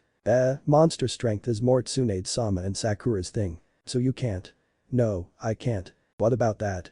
She asked, pointing Yamato's wood release. Nope. That. Size animals. Not that either. Can you at least do that? She asked while pointing at the Naruto clones. That I can do. Ran gave him a blank, almost disgruntled, look before turning back to the action. Why does it feel like her opinion of me just fell? Kakashi wondered. Hey, making physical copies of yourself isn't easy. Naruto Nai and Yamato don't seem to be having any trouble with it, Ran muttered back, being super strong or being able to make pictures real would be cooler. But I guess being able to make copies of yourself is alright. Was I just snubbed? I can do a lot more than that, you know. But you can't smash the ground into a million pieces, can you? There's more to being a shinobi than being able to smash things. Like being able to make pictures real. Yes, like being able to make pictures real. Which you can't do. Kakashi was about to respond when he heard a few snickers. He turned to see the members of his team in various stages of laughter. The four of them must have stopped their sparring at some point during the argument and Naruto was currently trying unsuccessfully to hide his snickers behind his hands. Sakura looked rather smug, Yamato was grinning, and Sai had donned his fake smile. One of my books said that fathers will often want to be seen in a cool sort of light by their daughters and will do more and more outrageous things in an attempt to earn that admiration if they do not currently have it. Is that what is going on right now? Sai asked, and Kakashi was this close to decking him into next week. Did you go out and read a bunch of parent-child relationship books last night? Naruto asked his teammate suspiciously. It was only one, but it was rather informative. Figures, Tebeo. Kakashi watched the scene while not necessarily fuming, more disgruntled than fumed. He was most certainly not acting like a certain Yamanaka he knew. He didn't and still doesn't care what his Gen and Chunin think of him. What some pipsqueak thought of his shinobi skills didn't matter at all. Not at all. It wasn't the fight that was about to break out between Naruto and Sai, the latter had said something about an inability to conceive children due to a lack of hardware, but sudden flare of chakra on the edge of Kakashi's senses that snapped him out of his musings. It was a signature that Kakashi had made sure to memorize a very long time ago and was ready to flee from at a moment's notice. Lest he be dragged into some ridiculous challenge. The current cause for worry though was the fact that the signature had halved the distance between them in the time it took Kakashi to identify it. Kakashi. A voice boomed ominously in the distance. Uh-oh, Naruto groaned, incoming bushier brows sensei. Damn, Ino works fast, Sakura muttered to herself. Several crashes could be heard from within the tree line that surrounded the training ground before an avid guy broke through the foliage. My most youthful rival. I have heard a most concerning rumor about you. He shouted as he ran up to a poor Kakashi and gripped him by the shoulders. Although my source says this information is authentic, I can just not bring myself to believe it. There is just no way my eternal rival could have committed such a folly while engaged in a night of passion. To have fathered a child. Tears started to trail down Guy's face as he reached the pinnacle of his speech and it wasn't long before he was shaking Kakashi dramatically by the shoulders. Kakashi tried to cut in several times, but Guy was having none of it. There were several comments of you with night of passion, but those were ignored as well as Guy continued on. I think we should stay out of this one, Tebeo Naruto whispered to Sakura. Agreed. The girl replied and the two slowly backed away from the scene. The thing that made the seemingly rabid man cease his actions was the small child recoiled in terror and trying unsuccessfully to sneak away. Guy stopped mid-shake when his eyes fell on her and just stared at the poor girl. Guy still hadn't moved by the time his students broke through the tree line a few moments later. Geez, Guy-sensei, don't run off like that. Tenten yelled at her teacher between gasps for air.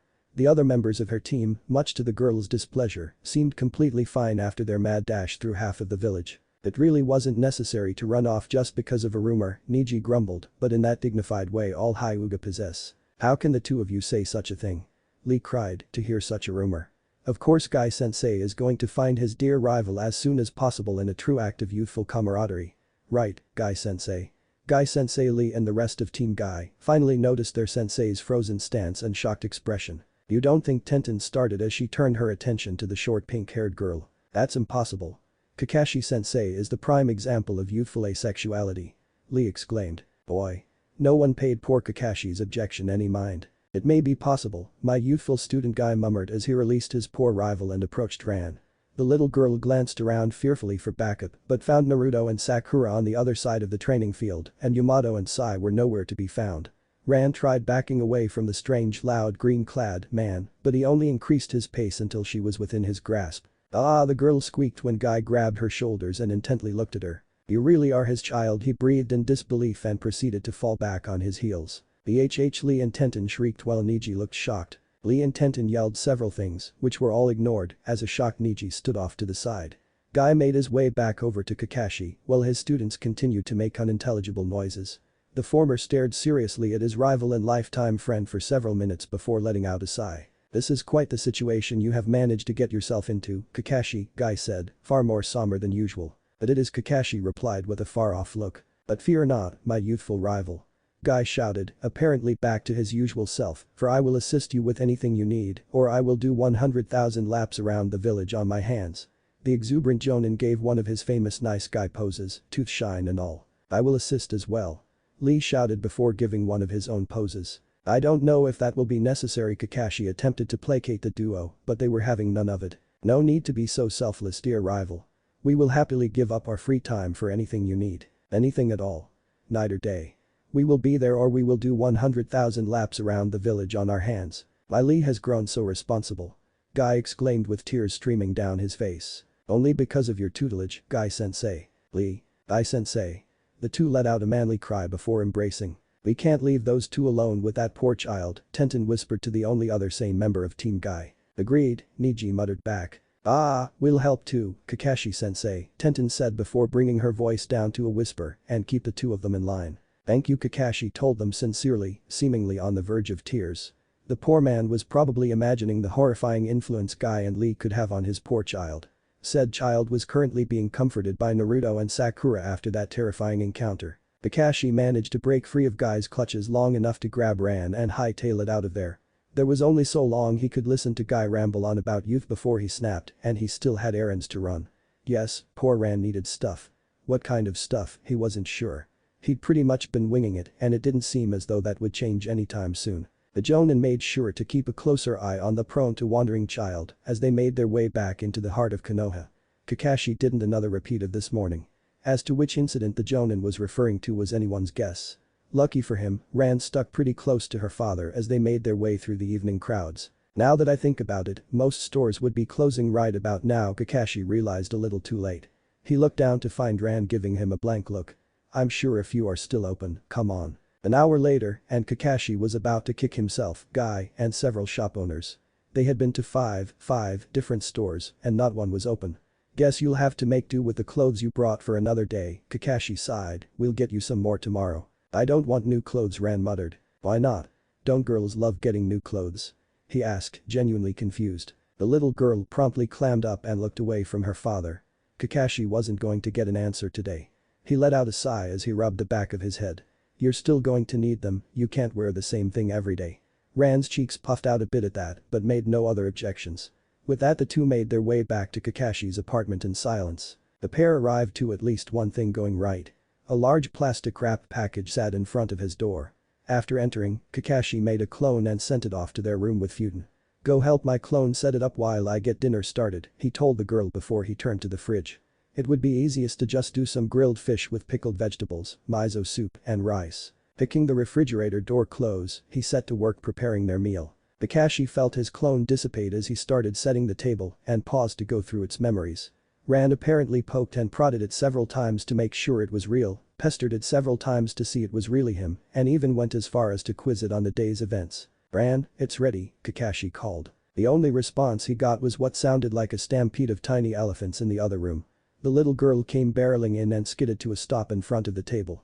Plopping down, she said her thanks so fast that Kakashi could barely make them out and started to attack the food in front of her like a rabid animal. The Jonin could only stare down in amazement and slight disgust as she inhaled the food. "Slow down before you choke," he warned before sitting down himself. "And too hungry," Ran replied in between bites. She was clumsy with the far too big for her chopsticks and bowl, and it seemed every other bite ended up falling out of her grasp. "You're getting food everywhere," Kakashi scolded, "slow down." There was a thinly veiled warning in his words that Ran caught, and the little girl slowed down enough to actually chew her food. "You didn't act like this at any of your other meals, why now?" Ran looked at him in surprise for a few seconds before saying, "We didn't eat lunch." Kakashi blinked in surprise when he realized that they had indeed missed lunch. "Why didn't you say anything?" He could only think back to when he had joked to Tenzo about making sure you fed them 3 times a day. He had failed at probably the easiest part of being a parent. What a great father he was turning out to be. "You were busy," Ran said around a clumsy bite. Kakashi's head fell as he let out a sigh. How was he supposed to handle this situation? Wait, it dawned on him, when was the last time she had something to drink? The last time he could say for sure was the glass of water she had with her breakfast. Not like that was very filling either, just an orange. He sighed again as he stood up to get her a glass of water. Drink, Kakashi ordered, and waited until she had finished it to fill it a second time. I want you tell me if you're hungry or thirsty or have to go to the bathroom. Even if I'm busy, I can send you off with a clone. Understood. Rand stared for a few seconds before nodding her head. Then, can I have some more rice? She asked, holding out her bowl. Sure. A few hours later, all the dishes were clean, Rand was in bed, and there was nothing left for Kakashi to do. Lounging on a few cushions, the Jonin flipped through his beloved Icha Icha. The summer night wasn't too hot, all was still and quiet, and he was at his favorite part of Icha Icha tactics. Nothing could ruin this. Except a knock at the door. And the mood was smashed to pieces. Kakashi made an exaggerated groan as he pulled himself to his feet and made his way to the door. Only to find Guy waiting outside. He tried to close the door, but Guy was too quick. Unfortunately. My most youthful rival. Trying to shut the door in my face. I am truly wounded. Guy cried, but Kakashi only redoubled his efforts in closing the door. Wait. I brought sake. Kakashi eased off the door enough for Guy to stick his arm through, along with a large bottle of sake. Alright, you can come in. But keep it down, Rand's asleep. At least, I hope she is. Yosh. Those in the early stages of their springtimes of youth need their rest. Guy's whispers held the same amount of passion as his yelling. Kakashi sighed. So, why are you here? With alcohol no less. Thought you could use some. It wasn't as though that wasn't true, but that was a lot of alcohol. It was the only one the store had left, Guy explained when he saw Kakashi staring at it. Don't worry, Kakashi. We won't be drinking all of it, you have a child to think of. Kakashi shook his head before grabbing 2 sake cups and heading over to the low table. Guy wasted no time in serving them before saying, drink up, my friend. Kakashi only took a sip while Guy downed the whole glass in one go. This is quite the situation you've got yourself into, Kakashi, he muttered as he refilled his glass. You're not the first person to say that, Kakashi replied dryly. That shut Guy up and the two drank in silence for some time. Until the door to Kakashi's and now Rand's room creaked open. A sleepy Rand staggered out and blearily glanced at the two. Guy was up in a flash and before the girl knew what had happened, he was crouched down in front of her. What are you doing out of bed, most youthful flower? Guy proclaimed. Rand blinked at him a few times before saying, gotta pee. Then proceeding to stumble into the bathroom. When she came out a few minutes later, she sniffed the air a few times before making a face. Sake stinks, she grumbled before heading back to bed. Guy blinked a few times before turning to look expectantly at Kakashi, who let out a sigh and finished his drink before saying, earlier today she tracked down what she thought to be her village leader just through scent. Certainly shocked Asuma when she nearly knocked him over with a hug. So her sense of smell is starting to develop then. But why Asuma? Guy asked. Seems that way. They probably smoke the same brand. He had one lit when she tracked him down. So she tracked down the cigarette, not his actual scent. That's good at least. Let's hope. Kakashi thought back to the conversation he and Guy had as he lay in bed. After spotting Hitomi's picture, Guy asked a few questions about her but didn't delve too far into the topic. Guy really did have more situational awareness than most people gave him credit for. It was the topic that came after that he kept coming back to. You know, Kakashi, Ran really is a lot like you, Guy commented as he took another drink. How so? Kakashi honestly doubted that. Has she warmed up to you yet? Not at all. There you go. Guy exclaimed, look at how long it takes for you to warm up to others. It took me years to get you to even talk to me. It's only been 2 days, Guy. I'd be a bit worried if she was incredibly open and affectionate right away. Does she keep things from you? What child doesn't? No, I mean, if she's hungry or thirsty, does she tell you? Guy hit the nail on the head with that one, and Kakashi couldn't help but wince at that. She doesn't, does she? Certainly reminds me of a certain jounin I know. One who needs to be on death's door or collapsing from chakra exhaustion to even think of asking for help. Kakashi sighed before knocking back the contents of his cup before adding, a dislike of doctors and not asking for lunch are two very different things. Well, Guy rubbed his chin and thought, did she say why she didn't ask? Said I was busy. Seems like she was worried to ask since she didn't know how you would react. Bran should know that I wasn't too busy to not feed her. Does she really, though? This world is very different from the one she's used to. Rand doesn't know what's too important to pause for a snack and what isn't. She also doesn't know how you would react to such a request. Would you be angry? I wouldn't. She doesn't know that, though. She's only going on what you've shown her, and I'm guessing that isn't very much. Rand is only going to give you the same amount of trust you give her. Kakashi glanced over at sniffling girl, who was hiding underneath her quilt as she tried to stifle her crying. He was starkly reminded of a younger version of himself, the one who tried desperately to wash blood that wasn't there off of his hands. Cursing guy as he stifled a groan, Kakashi wondered he had to be insightful now of all times. Kakashi crammed their conversation into the back of his mind as he tried to fall asleep, but Guy's parting words kept coming back to him. Betting you to open up is like pulling teeth, Kakashi, and Ran isn't going to pick up the pliers. Ran woke as the sun broke over the horizon, waking Kakashi when she made her way out of the room. He heard the toilet flush and Ran making her way back to their room. Wash your hands, Kakashi scolded as she opened the door. There was the sound of shuffling feet, but Ran doubled back. Can't reach. Alright, he groaned as he sat up and led her into the bathroom. Lifting the girl up, Ran made quick work of washing her hands. Kakashi found it strange that Ran needed help reaching the sink, he had never needed help when he was her age. He had just leapt up on the counter or stuck to surfaces with chakra. How did you reach things back with your mother? Ran gave him bewildered look before saying, I used a step stool, like it was obvious. The Jounin supposed that made sense, and he added the item to the list of things he had to buy for the child. After washing her face, Kakashi sent the girl off to get dressed while he washed up in the bathroom. It wasn't long before the pair was ready for the day, with the exception of breakfast and teeth brushing. It wouldn't be long before those would be completed. It was the empty fruit bowl that brought the morning to a screeching halt. Kakashi usually just had a banana or an orange for breakfast, but it seemed he had given her the last one the day before. Rice? Ran broke him out of his small internal panic. What? Can we have rice for breakfast? Just rice? If that's what you want, Kakashi said as he loaded up the rice cooker. A few minutes later, they both had steaming bowls of rice, and Ran wasted no time clumsily tucking in. Did you use smaller chopsticks as well? Kakashi asked after he had finished his own meal while Ran wasn't looking. The girl hummed her response. Another thing added to the list. Ran squinted up at him suspiciously when she saw that his food was already gone. Kakashi gave her one of his eye smiles in response. I have some things to take care of, so I'm going to leave you with a clone for a little while, Kakashi explained after everyone was fed, watered, and had their teeth brushed. A shadow clone popped into existence after his explanation, and the Jounin set off to complete a D rank. Hopefully, he would be done by the time the store started to open. Kakashi was the only one at the mission's desk, besides the Chunin on duty, but it seemed the new missions had yet to come in. He was stuck with yesterday's leftovers, the jobs absolutely no one wanted.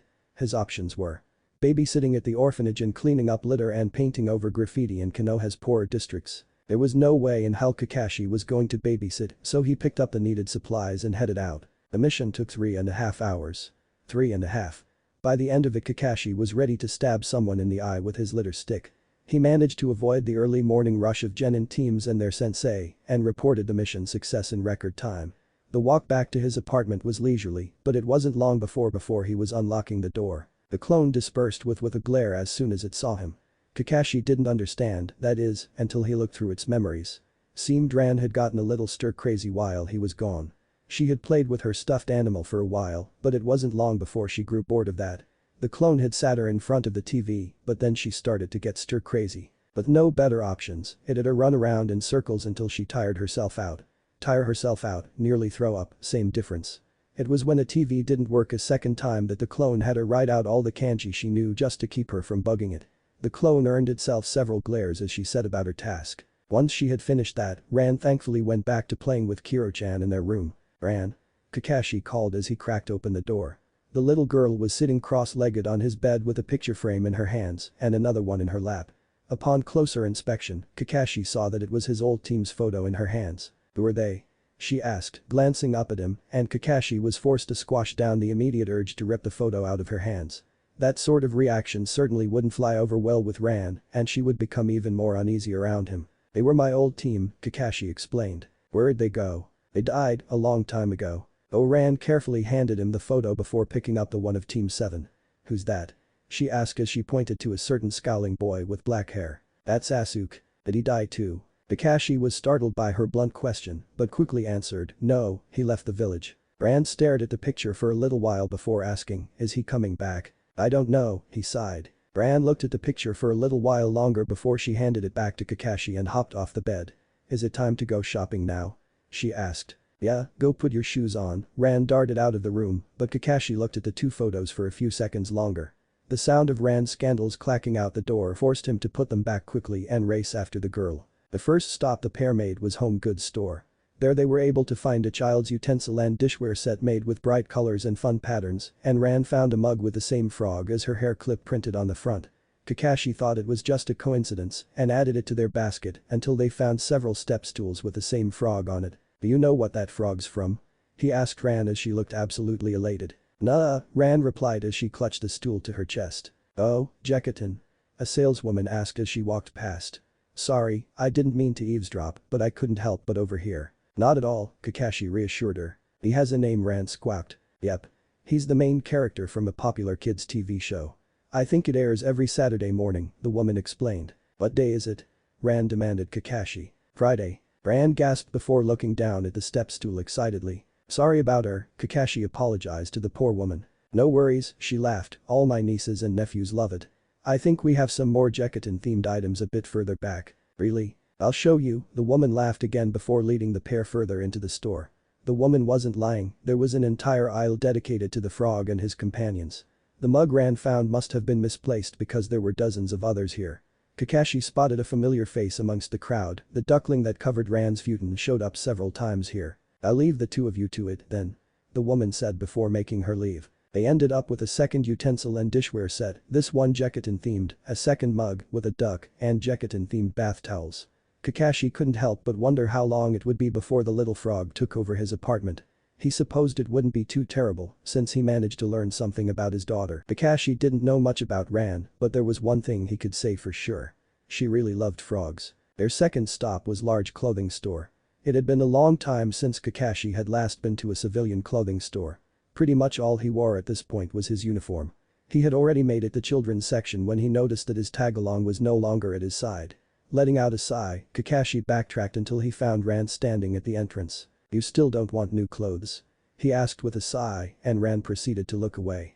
"Why don't you want new clothes?" Still no answer. "They may have some shirts with Jekatin on them," Kakashi prodded.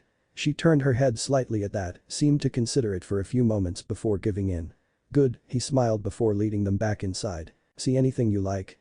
Kakashi asked as they stood in the children's section. Ran wasn't looking at him or anything around her, opting to look at the floor. "What about this?" he asked, holding up a red t-shirt. She didn't even glance at him. "I'm going to just pick whatever if you don't say anything." Still no reaction. The Jonin sighed before asking, "What's your size?" "Size?" Ran finally responded. "Yeah, your clothing size. Clothes have sizes." Kakashi groaned before crouching down to check the tag on her clothes. Only to not find one. "Where's your tag?" "Why would my clothes have a tag?" It almost seemed like she was purposely being difficult. "The manufacturer puts tags on their clothes to say the size, washing instructions, and other things." "Well, Bachan didn't put tags on my clothes," Ran grumbled. "Wait, your clothes are handmade." "Of course. Bachan makes all my clothes. She makes me new ones when I outgrow my old ones. So I don't need new ones, my old ones fit fine." Kakashi supposed it made sense. He doubted her village had a clothing store, but to have all of her clothes handmade, did that mean he shouldn't wash them in the washing machine? "You don't have to get rid of your current clothes, you just need some other ones to wear while they're being washed," he tried to explain. His explanation seemed to help a bit since Ran actually looked at the shirt, even if it was reluctantly. "Bachan says red clashes with my hair," she muttered. After several failed sizing attempts, the pair eventually picked out some clothes they were both satisfied with. A couple t-shirts of varying colors, a few with Jekatin on them, shorts, and a pair of overall shorts. The only skirt Ran ended up buying was an overall skirt, but Kakashi was just fine with that. "Is that it?" Kakashi asked as he added the third set of pajamas to their basket. "Undies? Oh. Right. You go find some for yourself then, I'll wait here." Ran nodded before running off. Kakashi thought he was doing a pretty good job today, he was being patient and supportive, but picking out little girl underwear was just too much. The very thought made him immensely uncomfortable. Ran could and would manage that on her own. It wasn't long before Ran made her way back. "I found some with Jekatin on them," she exclaimed as she held up the pack to Kakashi. He just sighed and held out the basket for her to put them in before making his way over to the cash registers. Children's clothing, as Kakashi discovered, were much cheaper than even regular civilian clothing. Just about everything a shinobi needed was expensive, especially clothing, and by their standards civilian clothes were dirt cheap. Children's clothes more so. He was honestly expecting to spend more at the cashier, but received a pleasant surprise for once. The pair proceeded to make their way back to their apartment, with Kakashi lugging the bags. They weren't heavy, just large and cumbersome. When Ran suddenly stopped, Kakashi was rather proud of noticing right away for once. She sniffed the air a few times before saying, "Smells like home." The Jounin quirked an eyebrow at that, but a quick glance around revealed the Yamanaka flower shop only a ways away. The little girl walked over to the storefront and gazed somberly at it. "Mama had a lot of flowers, I wonder who's taking care of them now," she murmured. Kakashi looked at her for a while before letting out a sigh and walking into the store. "Oh, Kakashi-san," Yamanaka and Oichi greeted, "is there something you need?" "Yes, what kind of flowers can you grow in an apartment?" "An apartment? I'd usually suggested a few potted ones or a flower box, but why?" Oichi started until he noticed the little pink-haired girl peeking in the doorway. Oino wasn't lying, then anyway, I think a flower box would be nice. Do you have any preferences? Whatever won't die easily. We do have some petunia seedlings that you could put in a flower box. We can even set it up for you. All you would need to do is water them every day or so." Inoichi explained. "Sounds good. Then it'll be ready in a few hours, you can pick it up then." "Great," Kakashi said before leading Ran out of the shop. Kakashi sat cross-legged on the floor of his room while he emptied out the bottom drawer of his dresser. Ran was currently in the kitchen rinsing off her new dishes and utensils. Once the drawer was empty and its contents added to the other drawers, he set to work removing the tags of Ran's new clothes and putting them inside. "Ran," he called into the kitchen, "go wash your hands and we'll have lunch." There was a small thump before Ran darted into the bathroom with her step stool raised above her head. Kakashi shook his head as he made his way into the kitchen and removed 2 bentos from the fridge that he had managed to remember to grab on the way back from his deer rank. Ran darted out of the bathroom and held up her hands for Kakashi to inspect. Satisfied that they were clean, he motioned for her to sit down and start eating. She gave quiet thanks before digging in with her new jacket and chopsticks. A good 90% of her food now managed to make it into her mouth, and Kakashi had to admit he was proud of himself for solving that problem. Now, how to eat without her seeing his face? The opportunity presented itself when the little girl took a long drink from her mug, and Kakashi wasted no time in cramming half of his meal into his mouth. Ran did a double take when she set down her mug to find his cheeks bulging under his mask. She stared at him in disbelief, but all Kakashi did was just gave her one of his infuriating eye crinkles. It was noon by the pair had wrapped up their meal and headed back onto the streets of Konoha. Kakashi wanted to get Ran set up with a daycare, but how he was supposed to go about that was beyond him. Maybe Sakura would remember the name of that daycare that supposedly catered to shinobi families. Speaking of one of his students, Kakashi realized just how late he was for training. Hopefully they would have just started without him by now, but you never know, the Jounin sent a clone off to inform them that he wouldn't be joining them today, and if Sakura had that name. With nothing left to do now but wait, and he knew his clone was going to take its sweet time fulfilling its task, Kakashi decided to wander around the village. Ran tailing behind him loyally, at least, for the most part. She did get distracted ever so often by one thing or another. Nah, Ran tried to get his attention with a tug on his sleeve. Something pretty big had caught her attention. "Why is the lady from the office's face on the mountain?" she asked, pointing up at the Hokage mountain. You mean Tsunade-sama. Blonde hair, has a diamond on her forehead." A head nod, "That's the Hokage mountain, all of the Hokage's faces are on it, and since Tsunade-sama is the current Hokage, hers is on it as well." "She's the Hokage?"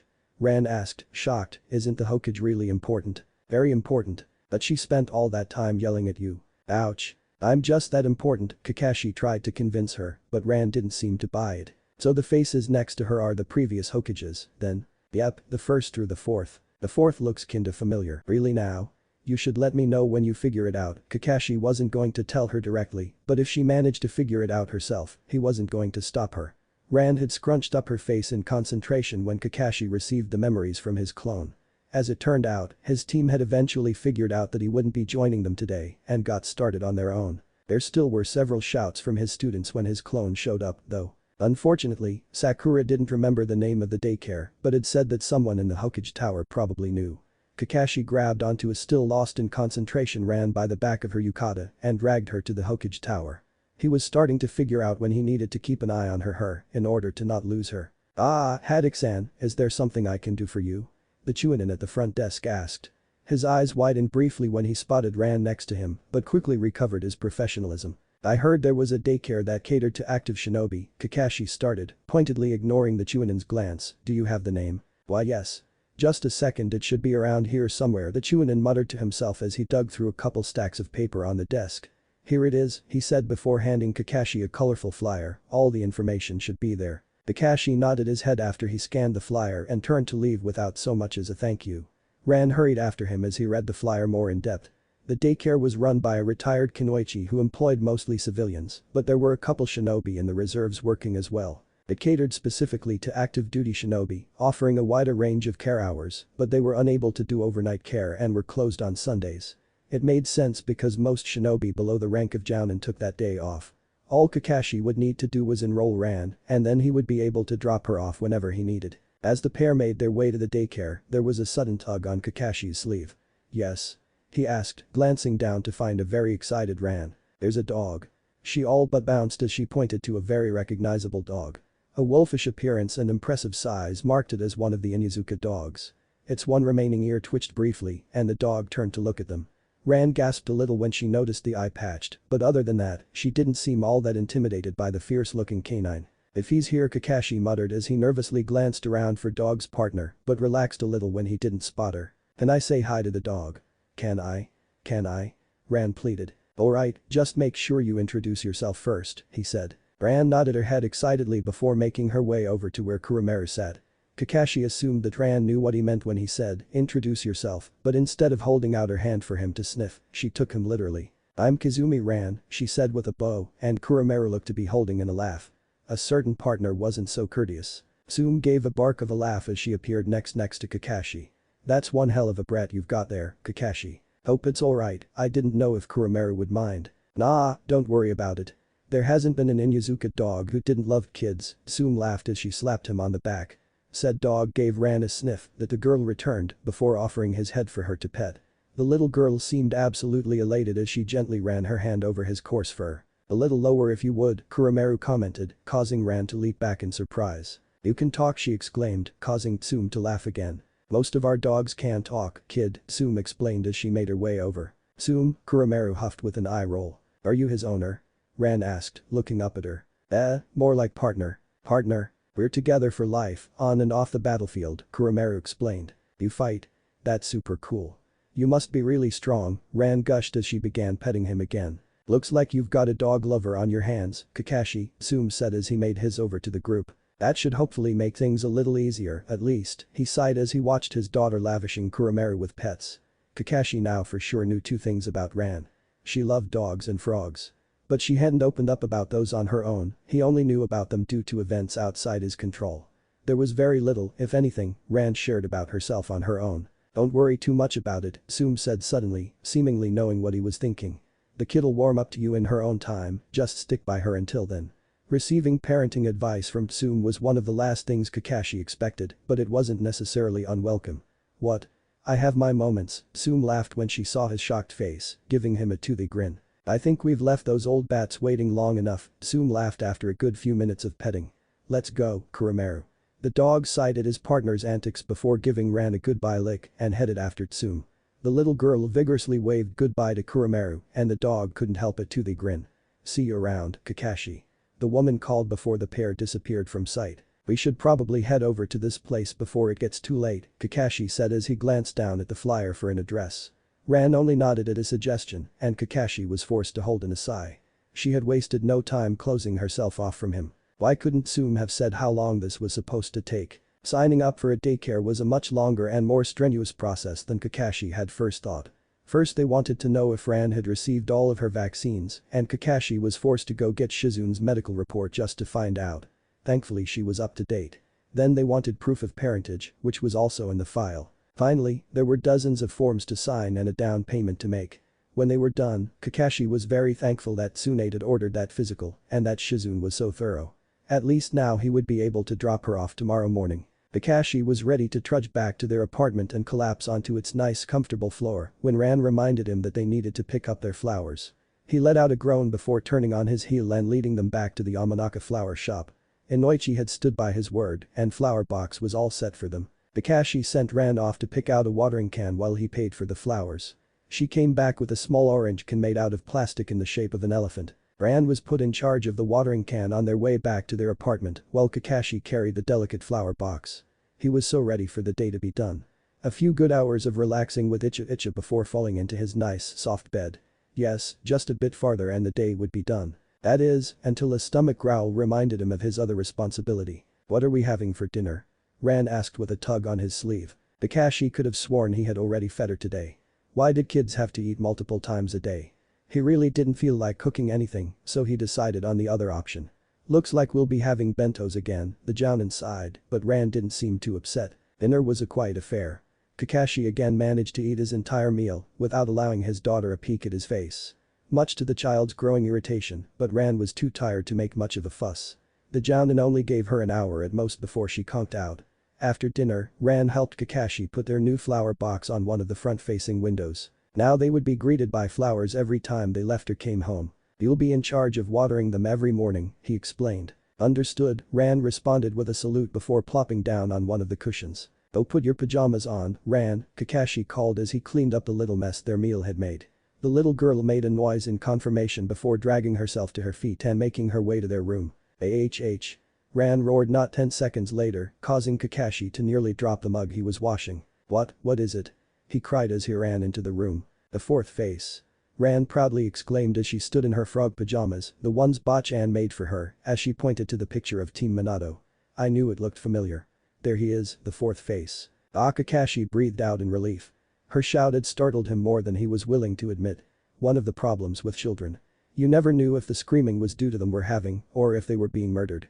The Jounin had nearly forgotten that he had inadvertently challenged her to figure out who the fourth face on the Hokage monument was. Kakashi had honestly expected her to have forgotten about it by now. "So if that's you in that picture with Naruto Nai and Sakura Ni-chan, and you're their teacher, and it's the same kind of picture with the fourth face Hokage, that would mean you were taught by a Hokage."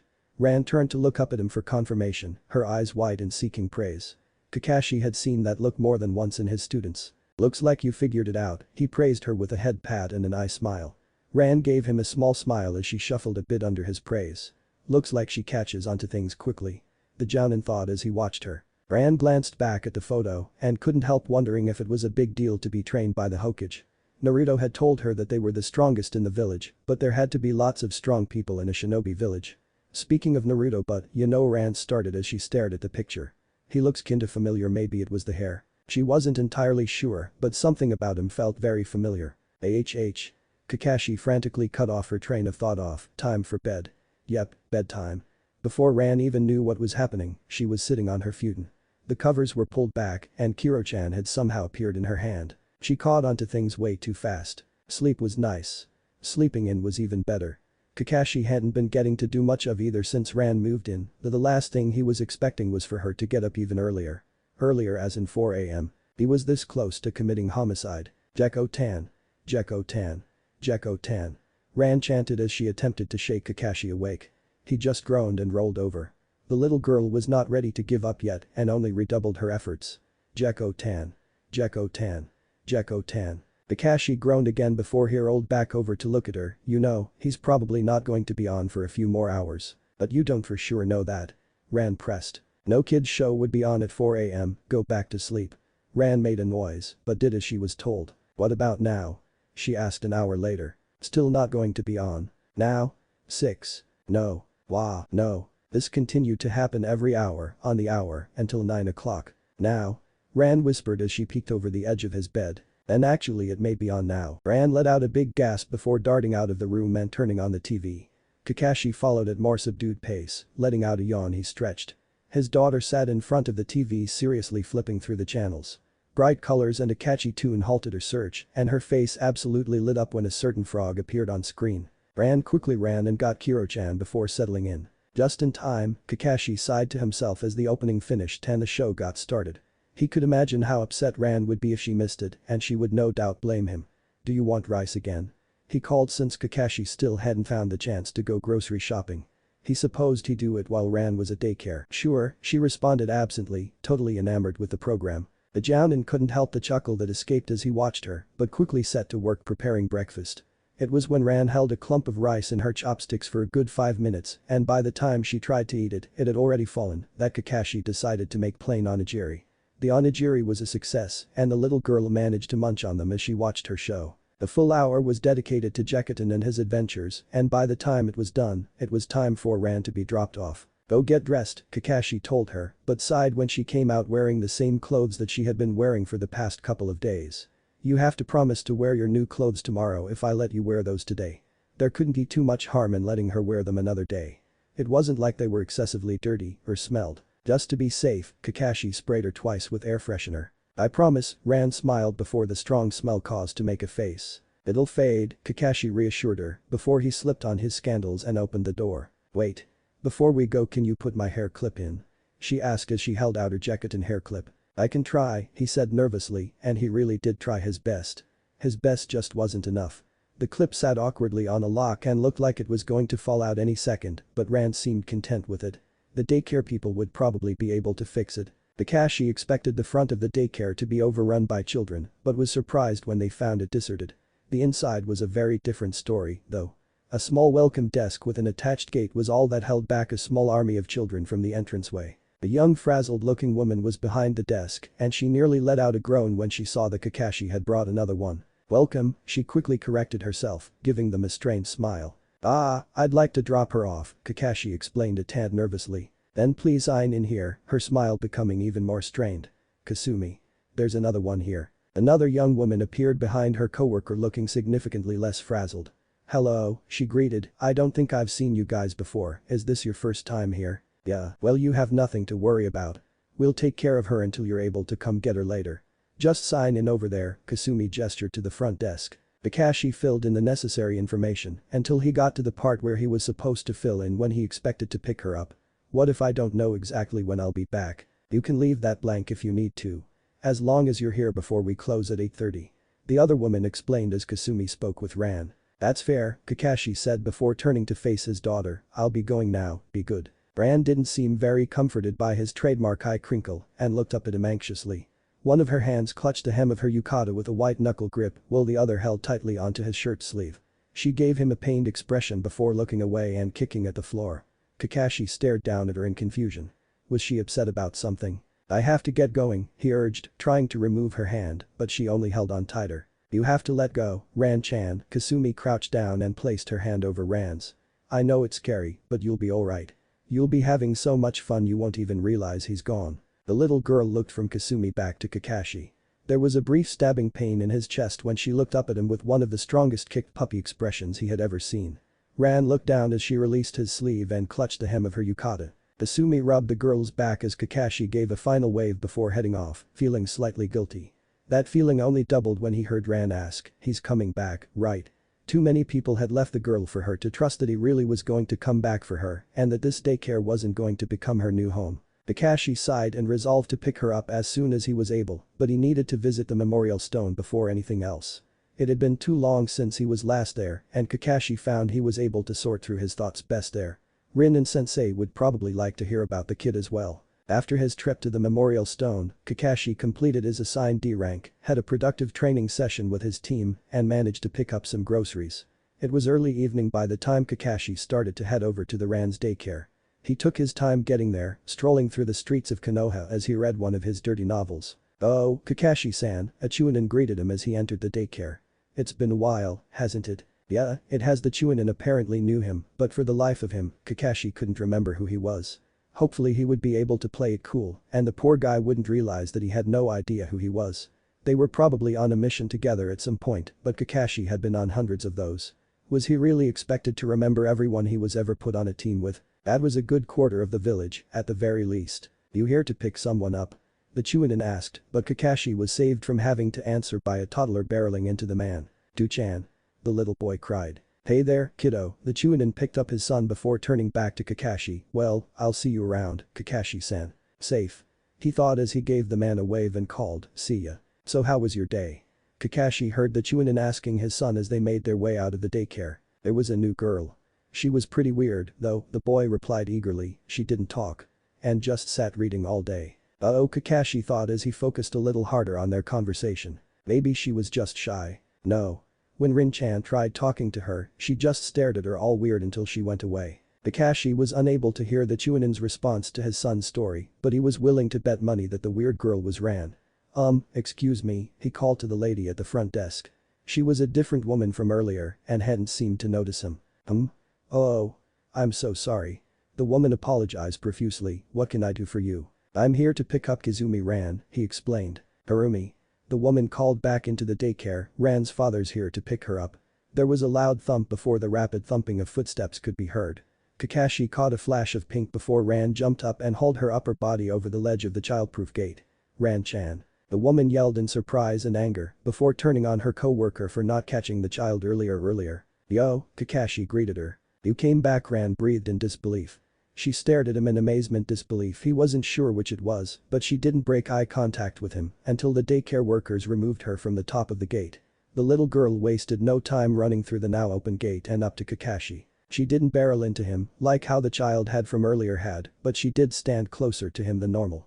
Her small hand clutching tight to his shirt sleeve as she slipped her sandals on. "Thanks," Kakashi said to the workers with a lazy salute. "Come back anytime," one of them called chipperly as the pair made their way out of the building. Sunday was nice relaxing day. Kakashi had given his team the day off and actually got to sleep in slightly later than usual. The sun had fully risen by the time Ran woke. If that had to with how long she had spent crying the night before, Kakashi made no mention of it. At first he was worried he was going to have to figure out how to keep the little girl entertained for the day, but then she made a request. She wanted to start working on her writing again and Kakashi was more than happy to oblige. She wouldn't make requests of people she wasn't comfortable around, right? A quick trip to a bookstore and they had everything they needed. Ran wasted no time and set right to work learning new characters. Kakashi had asked her several times if there was anything else she wanted to, but the little girl was content with her studies. And it wasn't like the Jounin was going to turn down an opportunity to spend the day relaxing. Before either of them knew what had happened, it was late and time for Ran to head off to bed. The next morning, Kakashi managed to get her into some of her new clothes again and dropped her off at daycare after breakfast. The Jounin was happy with how their relationship was progressing. Ran was beginning to talk to him without any prodding, she was letting him learn new things about her, she hated bananas, as he found out that morning, and she was willing to ask for things from him. Sure he still sprayed her with air freshener instead of baths, but it was a start. Kakashi assumed it wouldn't take too long before Ran really started to trust him. That is, until he somehow managed to undo all the progress he had made. It all started with his dear Ankh. Kakashi could have sworn more people were whispering behind his back at the mission's office, but he paid them no more mind than he usually did. Then, everything that could go wrong with the mission itself did. He was stuck strapping filth off of himself as he made his way back to his apartment for a quick shower before practice. It was already early afternoon by the time he made it to his team and needless to say they weren't pleased with him. Then, of course, Naruto had to go and show off and end up hurting his ankle because Kakashi had told him he wasn't ready for that yet.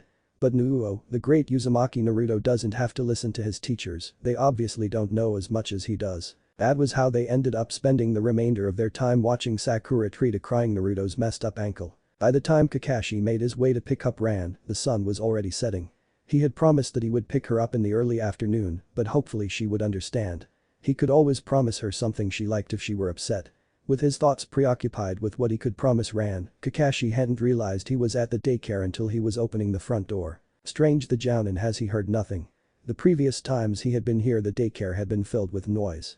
There were kids laughing, crying, screaming, and everything in between. Footfalls from both the children and the workers could be heard throughout the building.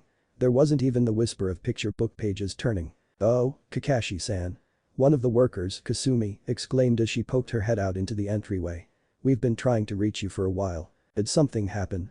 Kakashi said, slightly worried. "Yes and no, there was an electrical outage, some genin apparently knocked out a power line a ways up, so we had to send the kids home early. Everyone's left, Ran is only one still here." Kasumi explained. "Oh, sorry that you had to stay with her. It was no trouble, but there is something else you should know." "What is it?" "Something happened today, there was a fight and Ran was involved." Ran sat with her knees to her chest underneath one of the lower hanging parts of the jungle gym. Tear tracks had long ago dried on her cheeks. The crunching of sandals caught her attention and the little girl was forced to squish down the relief and happiness she felt when she recognized the person's scent. She was not happy that Kakashi had finally come to get her. "I heard you got in a fight," Kakashi said as he crouched down next to her. He didn't fit very well and was forced to bend himself into an awkward position in order to sit next to her. Ran flinched and then shuffled around until her back was facing him. "Kasumi-sensei didn't tell me how it started, but she said you threw the first punch." "He deserved it." Ran exclaimed, still not looking at him. "Why?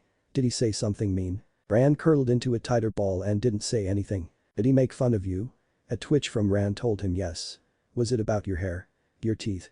"Nothing." Kakashi didn't want to play 20 questions, but it didn't seem like Ran was going to open up on her own. "Was it about your clothes?" That one didn't make much sense, but you never knew with kids these days. Your shoes, I'm running out of things here, Ran." She said something, but it was too quiet for him to hear. "You're going to need to say it a little louder." "It was about you and mama." Ran screamed, turning to face Kakashi. His eye widened when he saw her split lip, the bruise forming at the corner of her mouth, and a rapidly blackening eye. Part of her shirt collar was torn from where someone had pulled too hard on it. He called me a mission baby and said that mission babies are never wanted. She cried, and that you didn't care at all about me. That you were only keeping me because the council wanted another you. She curled back into a ball and sobbed into her knees. Kakashi stared at his daughter in shock. Just where had this kid heard all of that? Could he have overheard his parents talking? Sure, kids could be cruel, but this seemed to be a bit much, even by schoolyard bully standards. No wonder Ran threw the first punch, very food kids probably wouldn't. If she started it and she looked that beat up, Kakashi figured the other kid must look even worse. Ran. Kakashi tried to sound comforting as he brought a hand to her shoulder. Don't touch me. She screeched before darting out from under the jungle gym. The setting sun shined on her hair, making it look as though it were on fire. He said you killed your teammate. Kakashi's blood ran cold at that, and that I was next. She squeezed her eyes shut as more tears leaked out of them as she trembled. Whether it was in anger or fear, Kakashi couldn't tell. Ran. He desperately tried again. No. I hate this place. I hate you. You're a murderer. You should have died instead of Mama. Ran screamed at him. I wish that her voice broke before she was able to finish. With one last look at him, Kakashi watched his daughter run away from the playground, through the open gate and onto the streets of Konoha. Unable to stop her. What is it this time? Tsunade groaned as she poured herself a cup of sake. Alcohol was a necessity when it came to dealing with Kakashi. How her sensei had managed a man without it, she would never know. One of your shinobi is sharing information that they shouldn't be with their children. The bite in Kakashi's words was unmistakable. He had come to the Hokage's office once he had gotten the necessary names out of the daycare worker. That's a serious accusation, Kakashi. I'm going to need a little more information. The Hokage massaged her temples. Why is it always you, Kakashi, she thought. Ueda Daisuke-san, Kauta, apparently knows I killed one of my teammates. That's not good, but I'm going to need even more context now. Ueda Kauta was bullying Ran at their daycare and in her words said that I killed my teammate and that she was next. What worries me is where he learned that. Tsunade let out an exaggerated sigh. I take it there was more than that. Not important. The rest of what he said could have been picked up from anyone in the village. Well, most of what happened to my teammates isn't classified, not many people know about it. Still, we don't know whether he was referring to Rin or Obito. You and I both know there were more than enough rumors floating around about how you got your eye. Kakashi still didn't look comforted. Fine. If it bugs you that much, I'll look into it. Thank you, Tsunade-sama. She paused before continuing. I take it Ran didn't take that all too well. Beat the kid to a pulp. Atta girl. Shattered whatever trust she had in me, though. Ouch. Good luck with that. Thanks. I don't appreciate your sarcasm. No one paid any mind to the small child walking through the now dark streets of Konoha all by herself. Anyone who did notice the crying child opted to do nothing. It wasn't like it was any of their business anyway. The lack of attention was quite the shock to Ran. You couldn't walk 5 feet in her village without someone at least saying hi. The crying child would have drawn out at least half the village to see what was wrong, but not here. I hate this place, Ran muttered to herself as she rubbed at her eyes. I want to go back with Jai-chan. She kicked at a pebble before continuing on her way. She had no idea where she was or where she was going, but Ran wasn't too worried about that right now. Oof. The little girl exclaimed as she ran into someone.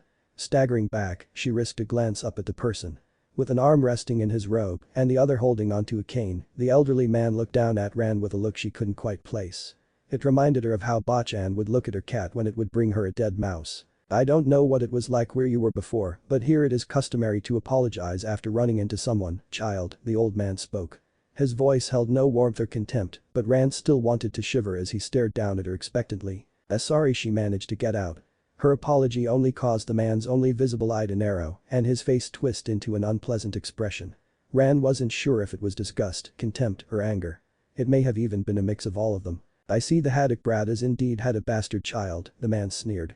Said bastard child bristled at the comment. Ran didn't know what bastard meant, but the old man made it sound like an insult. Anzo-sama, a new voice called out, and Ran turned to find the last person she wanted to see right now. Is there something you need with my daughter? Kakashi stepped between the councilman and his young child. His voice may have held no disrespect, but there was a warning in his words. Watch yourself, Haddock. Danzo glared at the younger man. There are many eyes watching you now that certain failures have come to light. Tsunade may have been merciful with you, but do not think the rest of us to be so kind. Despite your reputation, you are not as untouchable as you think. Danzo's voice was laced with a sneer. I remember Sakumo having the same beliefs, and I am sure you remember how that turned out. Kakashi's eye narrowed, but Danzo only smiled. With one last glance at Ran, the councilman turned and walked away, his cane clacking against the stone of the street. Kakashi bowed to the man's retreating back and waited until he was out of hearing range to turn back to his daughter. "If you ever see that man again," he explained as he crouched down to her level, "you aren't to speak to him, and I want to run away as fast as you can." Kakashi didn't think Danzo would try something, but didn't want to take any chances when the leader of Root was involved. Ran looked away and puffed out her cheek slightly, but she did nod her head once. Silent treatment. He wondered before standing back up, "Well, we should probably head back now." Ran followed after him, but at the distance she used when they first met, close enough to not get lost, but too far away for him to reach her. A pained look briefly passed over his face before he buried it in his book. Just how was he supposed to fix this? "I should take a look at those scrapes," Kakashi suggested as they entered his apartment. Being a jounin, he owned an extensive first aid kit, not like most of it would be needed for a schoolyard fight. With the kit and a wet washcloth in hand, Kakashi reached down to lift Ran up onto the counter for easier access to her cuts and bruises. Only, the little girl flinched away from his touch. Kakashi would be lying if he said he hadn't felt a slight stab in his heart from the action, but he quickly squashed it down. You get up on your own?" he asked. Ran nodded before running to get her step stool. With its assistance, she was able to climb onto the kitchen counter with ease. The jounin made quick work of cleaning her scapes and wiping off the dirt that had stuck to her during the fight. "This is going to sting a bit," he warned before disinfecting her banged up knees and what looked like nail scratches on her face. Ran only twitched slightly when the treated cotton ball came in contact. As he started applying band-aids, Kakashi wondered if he should scold her for fighting. They weren't sparring and had the intent to harm, but wouldn't it sound a bit hypocritical coming from me? He thought as he slapped a cooling compress onto her black eye. She may even act out more because I scolded her. Did he want to make an even bigger rift between them? I'll just ignore it for now, Kakashi decided. Ad of the year right there. Now all he had to was address the elephant in the room, tomorrow. It wasn't like he was avoiding something he didn't want to face, no, Kakashi just needed some time to think of a plan of action. Yes, a plan of action. Ran hadn't spoken to him since she had blown up at him. That was 2 days ago. Kakashi never had created a plan of action and was hoping that Ran would work through it on her own. That probably did more harm than good. Every night, Ran would spend progressively more and more time crying. During the day, she looked anxious and stressed out and wasn't eating much. The daycare workers had told him that she was isolating herself off from the other children since the fight. The last thing she had spoken at the daycare was a question to Kasumi-sensei about what a bastard child was. The woman had suggested that Ran ask her father, but that only made her more upset.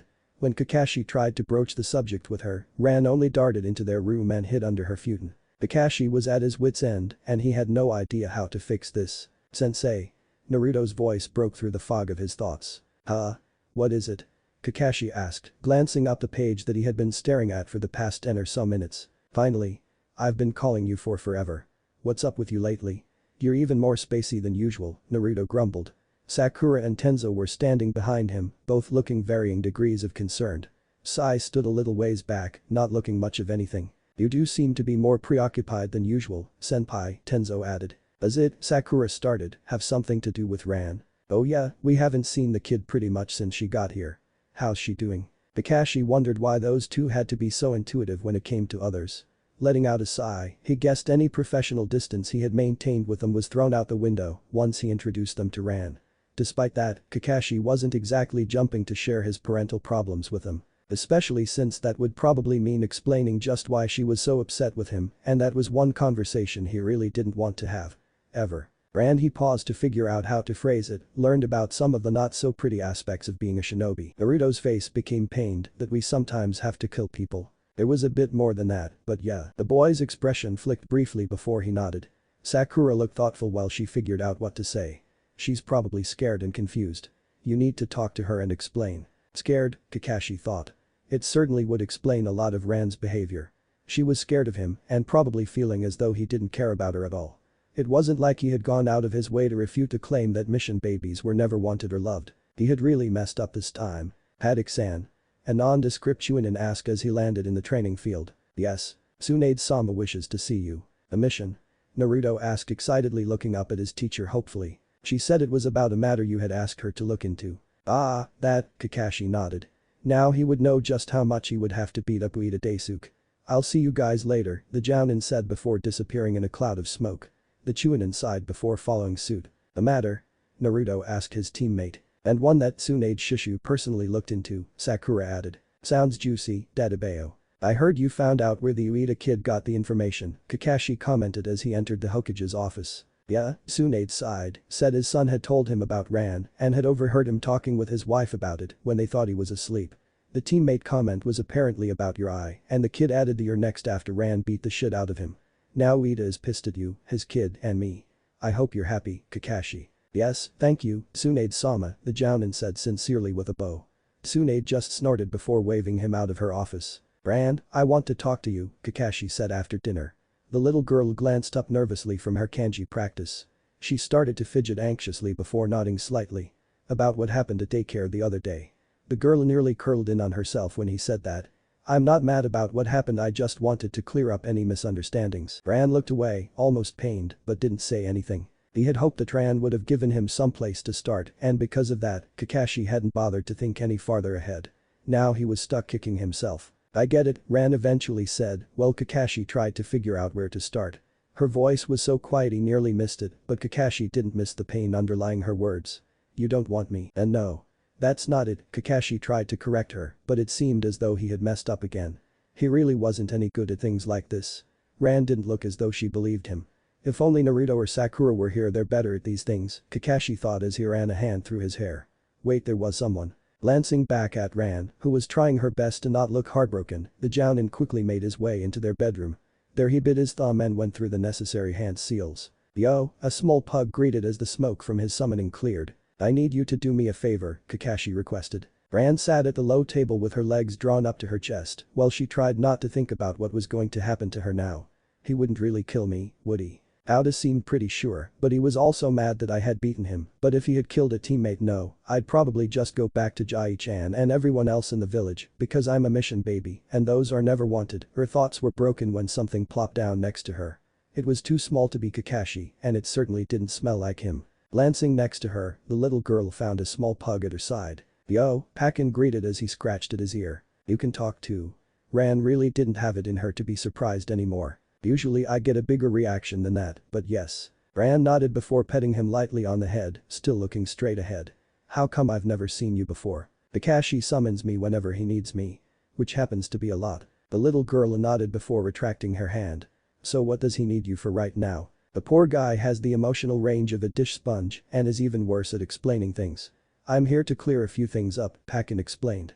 Ran didn't say anything and curled into a tighter ball. Kakashi still owes me several explanations, but he told me that you're a mission baby. Another nod. You shouldn't focus too much on that fact, but mission babies are never wanted. Yeah, but they're more of surprises. Surprises aren't all that fun at first, but then you usually end up enjoying them. You were quite the surprise, one that Kakashi certainly wasn't expecting, but I'd say he's getting to point where he's enjoying the surprise. Ran remained quiet throughout the dog's explanation and didn't make any effort to uncurl herself. Letting out a sigh, Pakin managed to wiggle his way in between the little girl's chest and legs. Listen, he started, Kakashi is an idiot, there is no denying that, but I really do believe he's starting to care about you. Don't listen to what those little shits at your daycare say. But he never denied any of it, Ran sniffled as a few tears fell onto the summon's head. Again, he's an idiot, Pakin reassured her as he licked away her salty tears. Can't say for sure what he was thinking, but you can try asking him. The dog nodded his head to the Jounin who was crouched down a few feet away from the pair. He gave the girl a small wave and eye crinkle. But what about your teammate? You never said you didn't kill whoever it was, or that Ran's voice broke before lowering to whisper that I wasn't next. Kakashi's smile faltered and Pakin let out a low growl. Wiggling his way out of Ran's grasp, the dog walked up to his master and proceeded to bite him on the hand. Idiot. Pakin barked, you don't need to explain everything, just reassure the poor kid that you would never hurt her. Letting out a huff, Pakin returned to Ran's side, all the while muttering something along the lines of, an even bigger idiot than I thought. Kakashi stared down at his hand in shock. Pakin had never bitten him before. Just how badly had he messed up for one of his loyalist dogs to bite him? He was going to have to do something pretty drastic to get her trust back. Getting to his feet, Kakashi went and got the photo of Team Minato. I don't know if this will make things alright, he started as he sat across from Ran. Pakin glared at him from his spot on the girl's lap.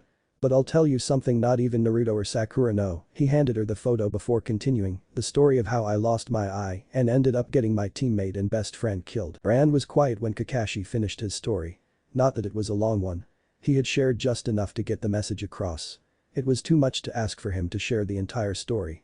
Still, the young girl appeared thoughtful as she stared down at the team photo, her other hand absently stroking Pakin's head. Okay, was all Ran said after several minutes of silence. Okay what? Just okay, the little girl repeated herself before pushing to her feet. I'm going to bed now, she said as she handed Kakashi the picture. Pakin followed her, leaving the Jounin by himself in the living area. So, whatcha think? The pug asked as Ran changed into her pajamas. I don't know, it's confusing. Kakashi hasn't lost anyone on a mission since Obito, Pakin explained. Rin didn't count to him. She betrayed Kakashi by forcing him to kill her. He would, and does, sacrifice himself before letting a comrade die. And I'm pretty sure he'd cut his own arm off before turning it on you. Why should I believe you? Ran asked. You don't have to, but you should still give Kakashi another chance. The little girl worried her stuffed animal between her hands before getting comfortable on her futon. Maybe Pakin gave her an encouraging headbutt before curling up next to her and resting his head on her chest. But pup. Ran seemed to be doing better the next morning. She didn't seem to be nearly as anxious as she was the previous night, but there was definitely still some lingering distrust. Pakin must have convinced her, Kakashi thought. He really owed the dog as many belly rubs as he wanted. Onigiri again? Kakashi asked as he loaded the rice cooker. And milk. Peering into the refrigerator, looks like we're out, Kakashi commented as he closed the door. Ran let out an indignant cry, but milk. I could go get some real quick, I guess will you be alright by yourself? Completely fine. Ran chirped, she really wanted that milk. Back when her mother was alive, Ran would have a glass of milk with her breakfast every morning. It just didn't feel right not to have the beverage with her morning meal. Alright, Kakashi relented, don't let anyone in the apartment, even if it's someone you know. Even Naruto Nai. Especially Naruto. Shiranui Genma was tired. Long missions tended to do that to people. Now all he wanted to do was collapse into bed and sleep for the next few days. That is, until he made his way past his neighbor's apartment. Since when did Kakashi like flowers? He wondered as he backed up to the windowsill. Genma may be tired, but he was never too tired to give Kakashi shit. It was one of the few joys in life. Now that's just lazy, the Jounin muttered to himself as he made his way into the apartment through the open window. Must be getting lax in his old age, not that he should be talking, they were the same age after all. A quick scan with his chakra revealed that the masked Jounin currently wasn't home, but Genma did pick up a small signature in the other room. He just assumed it was one of Kakashi's dogs and proceeded to make himself at home at the kitchen table. Genma even made sure that he kicked off his sandals before leaning back in his chair and kicking his feet onto the table. He was courteous like that. The sound of tapping feet brought his attention to the other presents in the house. Kakashi's dogs rarely gave a shit and Genma seriously doubted this would be one of the times they did. Hell, Pakin would probably even join him. A loud creak came from the door to Kakashi's room and Genma raised his hand in greeting to what he honestly thought was going to be dog. That is, until a little girl made her way out of the room. Hand still stuck in the air, the Jounin stared at the girl in shock. She froze like a deer in a bright light when she spotted him, going completely still and clutching what looked like an orange watering can to her chest. 3. Neither breathed. 2. Genma's senbon fell from his mouth in shock. 1. Ah. The kid screamed, jolting Genma out of his shock. Ahhh. She continued to scream before hurling the bright orange elephant-shaped watering can at his head. Genma was a Jounin, one of Konoha's elite and a veteran of the Third Shinobi War. So if anyone asked him, he was not hit in the head by an orange elephant-shaped watering can that a little girl threw at him. His masculinity couldn't take the hit. Just as he was losing his balance on his dangerously tipped back chair, player 3 entered the game. The elite of the elite. The one who tore through enemy lines like they were butter. Whose lone red eye served as a window to hell. Chakra that made all but the most hardened shinobi tremble in fear. All before an arm was thrust through their chest and the crying of 1,000 birds being the last thing they heard on this plane of existence. Needless to say, there were very few shinobi left who didn't shit their pants when one of the strongest shinobi in Konoha burst through the window, guns blazing. Genma was proud to say he was one of those few. Whether that fact could be debated or not due to fact that he was too busy falling backwards to manage defecate himself in fear, well, that was up for grabs. Oh, the air that promised certain agonizing death dissipated as though it had never been there, it's you. Turning away from his friend, who was currently sprawled on the floor, Kakashi placed a carton of milk in the refrigerator, much to Genma's bewilderment. Genma managed to get to feet and popped his signature senbon into his mouth. You're gonna wait for a long time for this, Kakashi, he mocked his fellow Jounin, trying to play it off, but his strained expression gave him away. I didn't kidnap her. Kakashi snapped back. Sure you didn't, Genma teased, and Kakashi had to remind himself that it wasn't a good idea to knock him on his ass while Ran was watching. He would just have to do it later. Maybe in a dark alley. Ran, the little girl popped her head out from where she hid behind Kakashi. This is our very rude neighbor, Shiranui Genma. Genma, this is my daughter, Ran, that I did not kidnap. I'm a mission baby, the girl added helpfully. That's really not something you should go telling people right when you meet them, but Kasumi-sensei says that if I take pride in it, eventually people will stop saying it to be mean. Fair enough. It was fair to say that poor Genma was more than a little shocked.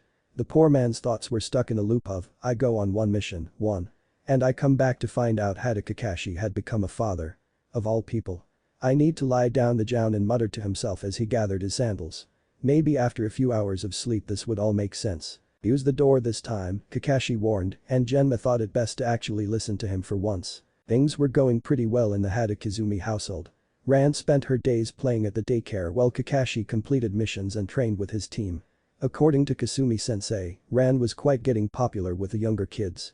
She would often read them picture books outside of story time, voices and all. She still had her fair share of troubles with kids her own age, but Kakashi was relieved that she was getting along with at least some of the younger kids. But a new problem had presented itself. It had been a while since Ran's last bath and she was starting to smell. Not to mention the layer of dirt she was wearing as a second skin. It had gotten to the point where the daycare workers were starting to voice their concerns. Kakashi usually showered after she went to bed and crammed the inevitable into the back of his mind. Mama said the only boy allowed to see me naked is Jai-chan.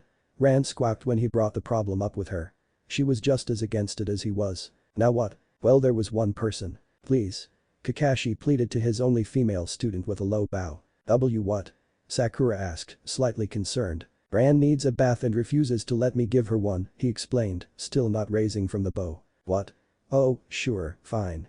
You could have just asked regularly, I would have said yes, Sakura said, unimpressed. When she answered her pounding door at 8 p.m. to find her sensei bowing lowly before her, Sakura had honestly expected him to ask something bigger of her. A kidney, part of her liver, a get out of the hospital free card. Thank you, Kakashi genuinely thanked her. She could have sworn she saw tears in his eyes. Would you like to come in? Sakura opened the door wider to let the pair in. Kakashi wasted no time making his way in with Ran trailing behind him. A tub filled with bathing necessities and clean pajamas held in her arms. Sensei, did you come here expecting me to agree? Her voice was strained and a vein popped out in her forehead. She turned to find that her teacher had wasted no time making himself at home. Kicked back in one of her kitchen chairs, book in hand, with a steaming cup of tea. Where he had gotten that was beyond her. I had a feeling you would say yes, but I thought it best to play it safe, he said with that infuriating eye crinkle. And if you had refused, I would have given you a heart-wrenching tale of how I would have no other option but to toss her in the river. Sakura would have thrown him out then and there if it weren't for Ran. I've taken a bath in a river before, the girl piped in. We'll do that next time, Kakashi reassured her. Fine, Sakura snapped at her sensei, just stay there and don't touch anything. Kakashi gave her a lazy salute as she led Ran to bathroom. At least she brought her own soap. Sakura thought. Ran, the older girl started as the water continued to run brown, despite the fact that this was the little girl's second wash.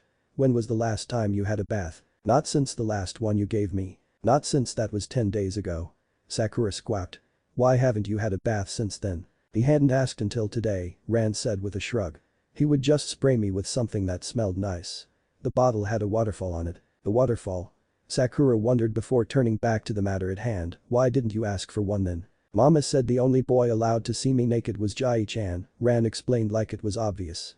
And since Jai-chan isn't here, a girl has to give me a bath. And there aren't any girls at the apartment. Alright. That makes sense, but Kakashi-sensei is your father. He's allowed to see you naked. It's normal for families to take baths together, Sakura explained, regurgitating the words that were fed to her all those years ago. Do you still take baths with your parents then? Not so much anymore, but I used to a lot when I was your age. Ran remained quiet for the rest of their bath and didn't say anything until Sakura led her back to Kakashi. Alright, she said as she slipped into her sandals, you can see me naked. Poor Kakashi did a double take before turning to Sakura, extremely confused. There was probably a better way to phrase that, the older girl muttered. What she means is that you won't have to come to me again. Oh, well, I guess that's good thanks, really Sakura, Kakashi said, rubbing the back of his head. The girl just nodded before waving them out of her apartment. You need to choose your words better, she heard her teacher scold his daughter as they made their way down the stairs. Sakura shook her head and turned away from the door when a sudden realization hit her. He was spraying her with air freshener. The following morning was dedicated to Saturday morning cartoons, specifically, Jekaton's Hour Block. Ran was in a chipper mood afterward as she hummed the theme song while eating her onigiri. Why do you wear a mask?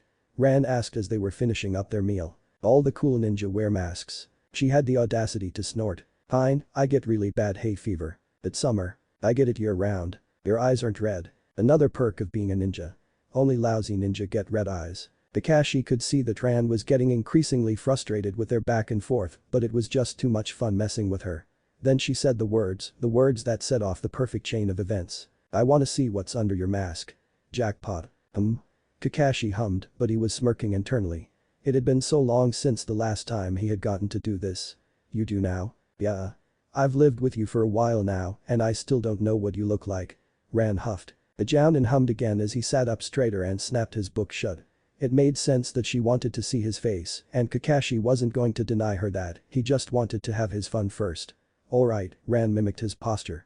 I'll show you what's under this mask. He could see her swallow heavily as she watched him with as much concentration as a 5-year-old could muster. Slowly reaching up, Kakashi drew out the action of hooking a finger under his mask, causing Ran to lean closer in anticipation.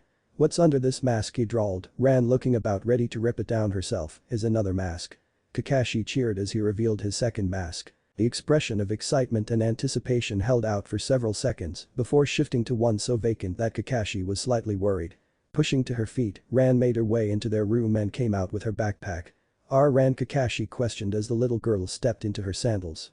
What are you doing? I'm running away, was all she had to say, still wearing that eerily vacant expression. Wait, I'll take the second one off, Kakashi assured her, but he chose his words carefully. Ran looked skeptical, but ultimately plopped back down across from him. Kakashi knew that it was probably going to be very mean, but he just couldn't help himself. An opportunity like this had never presented itself before. Ran was trying to look angry, but couldn't manage to hide just how engrossed she was. Reaching up for a second time, Kakashi took his sweet time hooking a finger under his mask. Gotta build up the anticipation, and all that. Waiting until the little girl was about ready to burst, Kakashi pulled down his second mask to reveal that he had done a seal-less transformation to give him a third mask. A third mask? He cheered. If only Ran found it as funny as he did. Hhh. Ran cried as she flipped the low table. Kakashi's laughter was drowned out by her screaming. Being a Jounin, an upturned table posed no threat but a very frustrated backpack-wielding 5-year-old. It was a safe bet that Ran got in a few good hits. Alright. Kakashi forfeited after he got the wind knocked out of him. I'll show you. For real this time? Ran asked between huffs of air. Well, he started, but quickly corrected himself when Ran lifted the backpack threateningly. For real. The little girl let out a huff before seating herself in front of him with her arms crossed. She managed to contort her mouth into a perfect upside-down U, and Kakashi was forced to admit he was actually a tad bit impressed. Not many people could manage such an expression. Releasing the jutsu, Ran's eyes grew wide as she leaned in to study him better. The Jounin was getting a tad bit uncomfortable by just how intently she was staring at him, half expecting her to pull out a magnifying glass. You're a very pretty man. She finally said, leaning back with a satisfied nod. Thank you. Mama had good tastes. Kakashi nearly choked at that, but quickly recovered from his coughing fit. Teeth, Ran demanded, wasting no time. Excuse me? Show me your teeth. People keep saying we have the same teeth. So show. Fine, Kakashi relented before opening wide for her to see. The little girl let out an excited noise when she saw his prominent canines. We match. Ran cheered before opening her mouth wide as well. I can see that, Kakashi laughed before patting her on the head. Ran, you have to tell us. Naruto begged the little girl. Training was ending earlier than he had expected, so Kakashi decided to be a responsible adult for once. After sending Pakin and Bull to pick her up, the little girl sat off to side and played with them until they wrapped up for the day. The sun was getting ready to set when they finished, and Ran wasted no time bragging to Naruto and Sakura that she now knew what Kakashi looked like, much to the pair's irritation. I do not see what the big deal is, Sai shrugged. You're pretty weird, so you wouldn't get it, Naruto huffed. We've known Kakashi-sensei for years, and we still don't know what he looks like. So, please, Ran. Stop harassing her, Sakura scolded. She was trying her best to the mature adult in this situation, but was failing to hide just how badly she wanted to know as well. It may have been years since Team 7 had last tried to see under their sensei's mask, but the longing was still there. Ran seemed to enjoy basking in the attention. Puffing out her chest in satisfaction, the little girl proudly walked next to her father. Said father found his student's desperation rather entertaining, and it wasn't like they were actually going to get anything out of her. Alright, Ran relented. She wouldn't. Yes. Naruto cheered while a wide smile broke out on Sakura's face. Wait, no. He's very pretty, she managed to get out before Kakashi had the chance to stop her. Traitor. Pretty.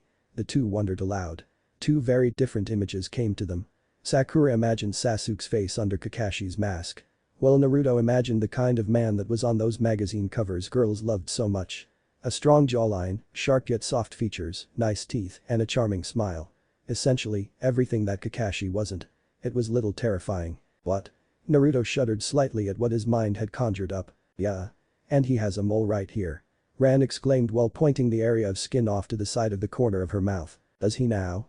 Sakura asked, her face falling in disappointment. He does. Naruto let out a sigh before Sakura continued, it's not nice to lie, Ran. But I really thought we were going to find out this time, Tobeo Naruto grumbled to his teammate as they continued on their way. Maybe next time, Sakura comforted him. Ran remained still as tried to figure out a way to make them believe. But she tried again, until she felt a hand on her head. Kakashi was smiling down at her comfortingly, but inside he was cheering, safe. Hey, look, it's Team 7, Kiba noticed from atop Akamaru. Wonder who that is with them. The members of Team 8 were waiting outside for their final teammate to meet them for a celebratory dinner. Their last mission had been a resounding success, and Kurenai wanted to reward them. It is most likely a client. Why? Because this is a ninja village and their entire team is together, Shino informed his teammate. Well, Shino is usually right, that's not the case this time, Kurenai added. Huh? What do you mean, Kurenai-sensei? Kiba asked, confused. You'll have to find out for yourselves. I was about to ask his teacher again when Naruto called out to him. Yo. What's up, Kiba? Oh, you too, Shino. Hey man, who's Kiba started to ask but was cut off by the little girl with him. Dog. The girl exclaimed before turning to Kakashi and pulling on his sleeve, dog, there's a dog MMPH. The kid was promptly cut off by Kakashi putting his hand on her face. Calm down, he ordered and removed his hand once she had suitably calmed. You mind? The Jounin asked Kiba. Huh? I guess not, Kiba said before hopping off his partner. The kid walked up and gave Akamaru a bow before gently reaching out and stroking his fur. It was a little awkward since the dog was actually taller than her. So, Kiba whispered while he elbowed Naruto in the side, what's with the kid? Huh? You haven't heard. Heard what? That Kakashi-sensei had a kid. What? Kiba shrieked, causing those who were nearby to wince. My father did hear rumors, Shino started, but was cut off by his teammate. You've got to be bullshitting me, right? Kakashi-sensei having a kid is just too weird. I'm right here, you know, but no one paid poor Kakashi any mind. Did you know about this, Kurenai-sensei? Kiba demanded. Asuma told me. Am I the last one to find out about this? It appears that way. Why? Because, not now, Shino. Ran ignored all of the yelling and just focused on her new four-legged friend. There was always a lot of yelling whenever people found out who she was. She didn't understand why there was all of this yelling, just that there was. So, she just focused on the nice dog. He was a lot better than yelling any day. That is, until she smelled a very familiar scent. Turning from the dog, Ran followed her nose to a lady with one sleeve and bright red eyes. Another sniff and the little girl was certain of it. The smell that was Jai-chan yet not. You smell like the guy who smells like Jai-chan. The woman's cheeks turned a light pink. Why you can smell that? Asuma had filled in her on what he referred to as the Jai-chan incident. Aha. Why do you smell like him? That means Kakashi knew from the very beginning, the woman muttered to herself angrily. Why do you smell? Ran started to ask again, louder, but was cut off by Kakashi's hand over her mouth. Seemed like he finally realized what the pair was talking about. Too many problems would be caused by her asking that question a little too loudly. He shrank back slightly when Kurenai glared at him before laughing nervously and rubbing the back of his head. It's impolite to ask others why they smell a certain way, he scolded the little girl, who was struggling against him and making muffled noises from behind his hand. Sorry about that, Kakashi apologized nervously before pushing the little girl back in the direction of Akamaru. Hopefully the dog would keep her occupied and out of trouble. The dog worked. That is, until the final member of Team 10 showed up. Sorry I'm so late. Hinata cried as she ran up to the group. Oh. Why is everyone Naruto-kun? The girl turned bright red when she spotted a certain blonde. She certainly hadn't been expecting to run into her crush this evening. But Ran wasn't focusing on the older girl's apparent crush or the fact of how red she was getting. Both items would have had her full attention, instead, she was focused on the girl's eyes. Wide eyes. Clouded over eyes. The kind of eyes that she had seen before. Breath hitching, Ran slowly backed away from Hinata. Oh, who's this? Hinata asked, turning to Ran. Ran slowly shook her head as those eyes were focused on her. She didn't want to be here. Tears sprung to her eyes and her breathing increased. And no, the little girl managed to get out as she continued to back away. She could hear her blood pumping in her ears. Ran? Someone asked, but she didn't know who. No. Ran screamed before pushing her way between Naruto and someone else. She didn't care that her foot caught on something and bent at a strange angle. All she knew is that she had to get away. Get away from those eyes. And so she ran. Ran? Kakashi called when he noticed the little girl's not so much panic, but what she was experiencing was pretty damn close. Sure, the Hyuga eyes could be unsettling to those who had never seen them before, but this was pushing it. No. Okay, maybe this was a bit more than just a fear of the Byakugan. Ran. He called a second time when she shoved her way between Naruto and Kiba. You should go after her, Sakura said, something obviously upset her. They're probably right. Trailing a few feet behind the little girl, Kakashi made sure that she didn't get into any trouble before she managed to calm down.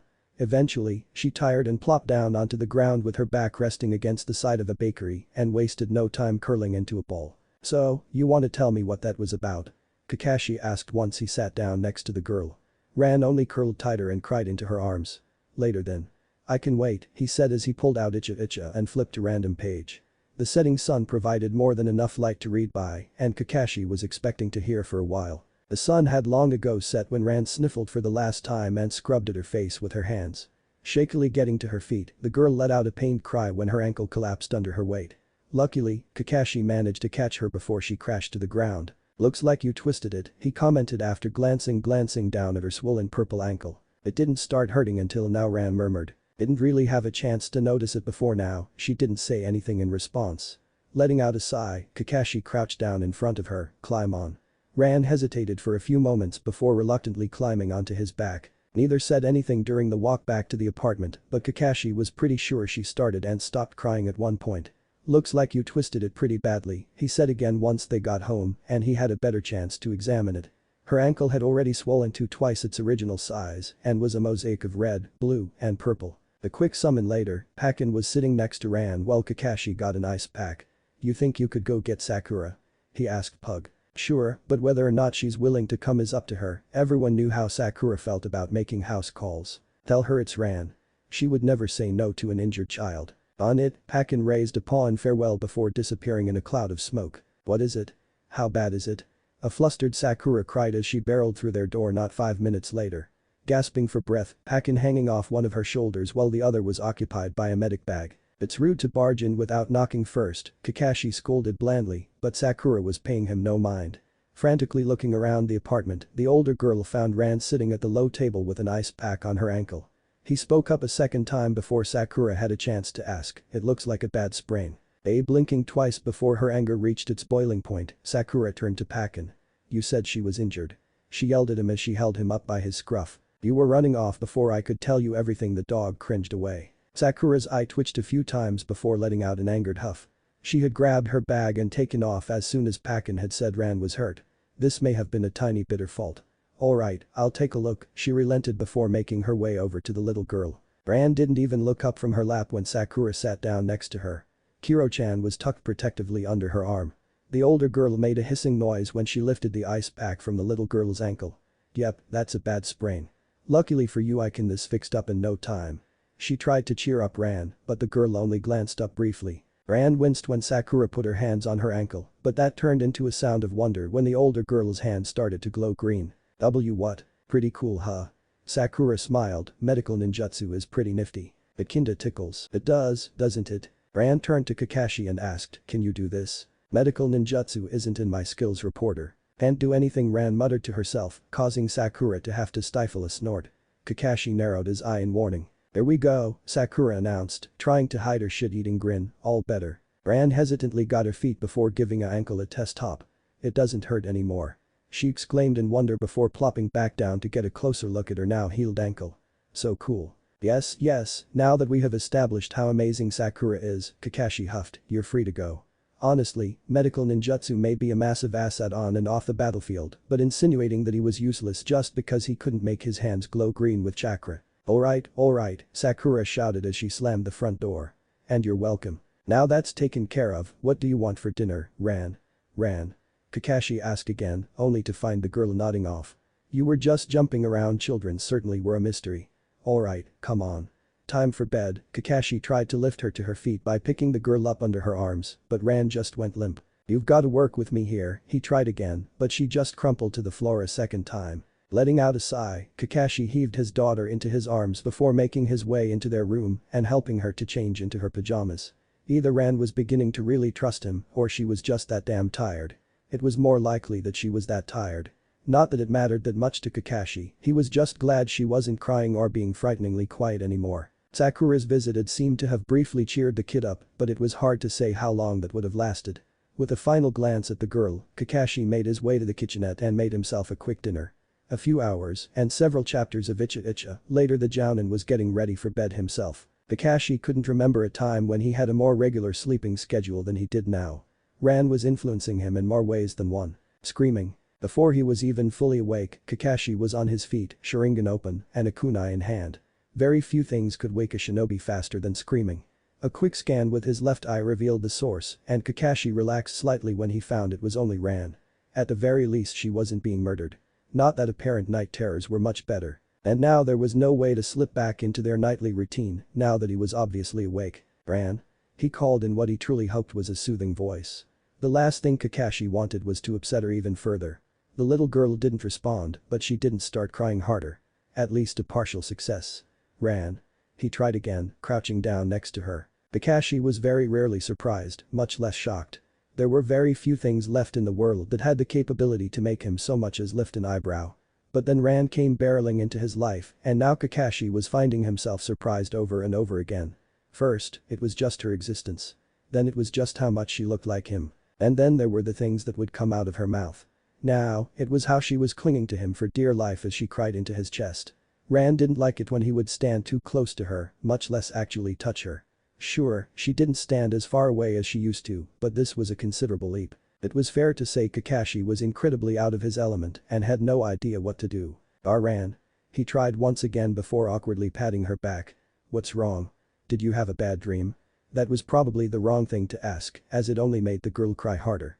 I'll take that as a yes. I dreamed about mama. Ran managed to get out between sobs. Kakashi had figured that to be the case, but it was good that she had confirmed his assumptions. And what about your mother? He asked as he continued to rub her back in what he hoped was a soothing motion. Her eyes. Ran all but screamed before she started crying even harder. Okay, maybe that was the wrong thing to ask, Kakashi thought to himself as he flinched back from her cries, but as Ran continued to cry, her eyes. He was forced to rack his mind for anything special about Hitomi's eyes. It was foggy at best, but there wasn't anything remarkable about the woman's eyes. The warm brown color that was common in the Fire Country was all that came to mind. What about her eyes? Kakashi asked and hoped it wouldn't make her even more upset. Her eyes looked just like that girl's. Girl? The girl from earlier? With long hair? Ran nodded against his chest and Kakashi wondered just how their eyes looked alike. Hinata has the Byakugan while Hitomi's were brown, they don't look anything alike unless no. There was a reason why so many civilians and shinobi alike were unnerved by the Hyuga's Byakugan, and it went beyond the general discomfort they caused those who weren't used to them. It was more common in shinobi, but there were a few civilians who experienced it as well. Eyes that brought up memories best left buried, memories of those who had died. The Byakugan looked unnervingly like the clouded over eyes of the dead. I was sleeping with her, Ran started, her voice barely above a whisper, occasionally broken by tears, and when I woke up she was cold and I couldn't move because she was hugging me so tight, but she was hard, it was like she was asleep, but her eyes were open and you don't have to say anything more, Kakashi cut her off, but he couldn't help wondering why this hadn't happened every night. Ran cried every night, but this was the first time she had woken up screaming. Had her mind conjured new horrors, or had she simply been forced to relive it? Either way it was cruel. I'm sorry, Kakashi thought. Ran deserved a loving parent who actually knew what they were doing, not some emotionally stunted shinobi who wasn't anywhere close to being ready for a kid. Someone who could give her the emotional support and care she needed after a traumatic loss. What Ran really needed was her mother. Would you sing? Ran asked in a small voice. Mama would always sing to me when I had a bad dream. So will you sing? Kakashi racked his brain, but for the life of him, he couldn't remember any lullabies. Clans often had unique lullabies that only they specifically knew, and he was about 95% sure the Hada clan had one, but he couldn't remember it. It was more than likely that his own father had sung them, but it would have been over 2 decades since Kakashi had last heard it. I don't know any lullabies, that may have just been excuse though. He honestly didn't want to sing, never liked it and probably never will. It doesn't have to be, anything is good. Please, but then Ran asked in such a broken voice, and part of Kakashi's cold exterior cracked. Just this once. Kakashi didn't listen to the radio, and he didn't know any children's songs. Not even Jekaten's opening theme. He had just half listened, letting it enter one ear and pass out the other. The only thing that was coming to him was a vague memory of a song he had learned during his brief stint in the academy. A mnemonic device to help the students to learn the different hand signs. Frantically dusting it off, Kakashi tried to remember the tune that went with the rhyme. First there's the monkey, he started once he had a good idea of the entire song. Kakashi knew he wasn't the best singer to have graced the face of the earth, but he was surprised when Ran had fallen back asleep before he had even gotten to the snake seal. Maybe Hitomi was onto something. So you need me to watch your pup, Pakin reiterated as he scratched an itch. That's the gist of it, Kakashi confirmed. The sun had been up for several hours, but Ran had yet to wake from her deep sleep. It made sense going by how upset she was the previous night, but Kakashi had a team practice to get to. He had already kept them stewing for the past 3 hours, so it was about time for him to show up. But today was Sunday and the daycare was closed, leaving the Jounin with very few options. Luckily for him, Kakashi had a free babysitter who was just a few hand seals away. Fine, but I expect some really nice belly rubs when you get back. The dog grudgingly agreed.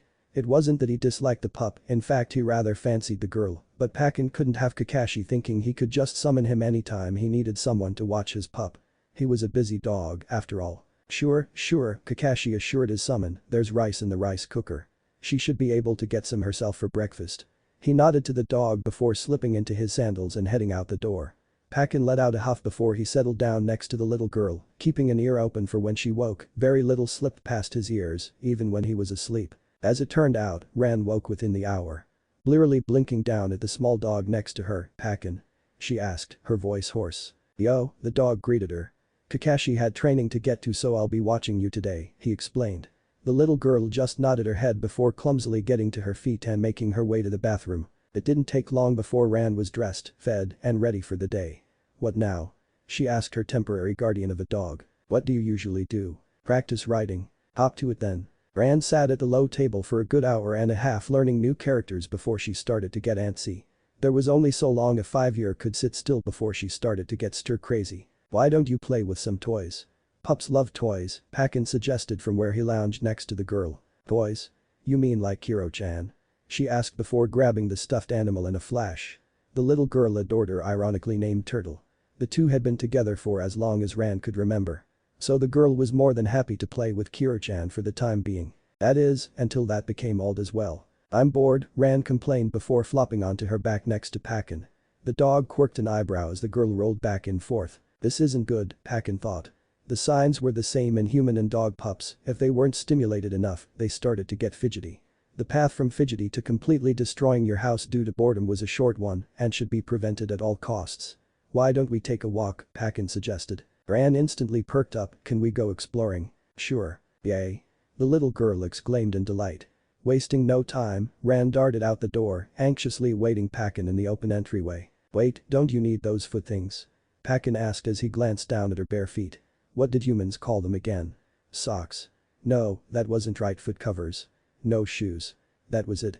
Humans needed them to protect their inferior foot pads from the coarse earth. Ran stared at the dog for a few moments before saying, you're not wearing shoes either.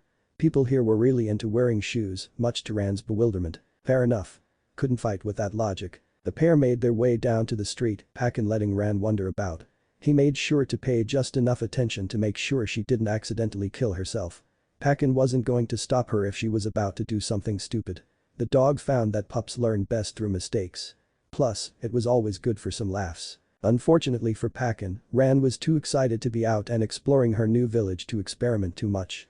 The pair had already made their way out of the densely populated part of the village and into the more rural and wooded parts that lead to the training grounds before Ran even said anything. Look at this, Pakin. The little girl exclaimed as she triumphantly held up a stick in the vague shape of a sword. Normally, such a find would demand a very realistic sword fight full of passion and over-dramatic deaths. Unfortunately, Ran's current companion didn't have hands. It is a very nice stick, Pakin agreed with a serious head nod. Deciding on the other use of sticks, Ran shouted, fetch. Before throwing the stick with all of her might. Normally Pakin would be insulted by the action, he was a highly trained ninja summon, not some civilian pet. But just after the stick left the girl's hand, it ricocheted off of a nearby tree and smacked her in the face. Okay, not going to do that again, Ran muttered as she held her face in her hands. Yes, watching pups learn truly was a fantastic thing. With some subtle hurting, Pakin managed to get Ran heading away from the training grounds.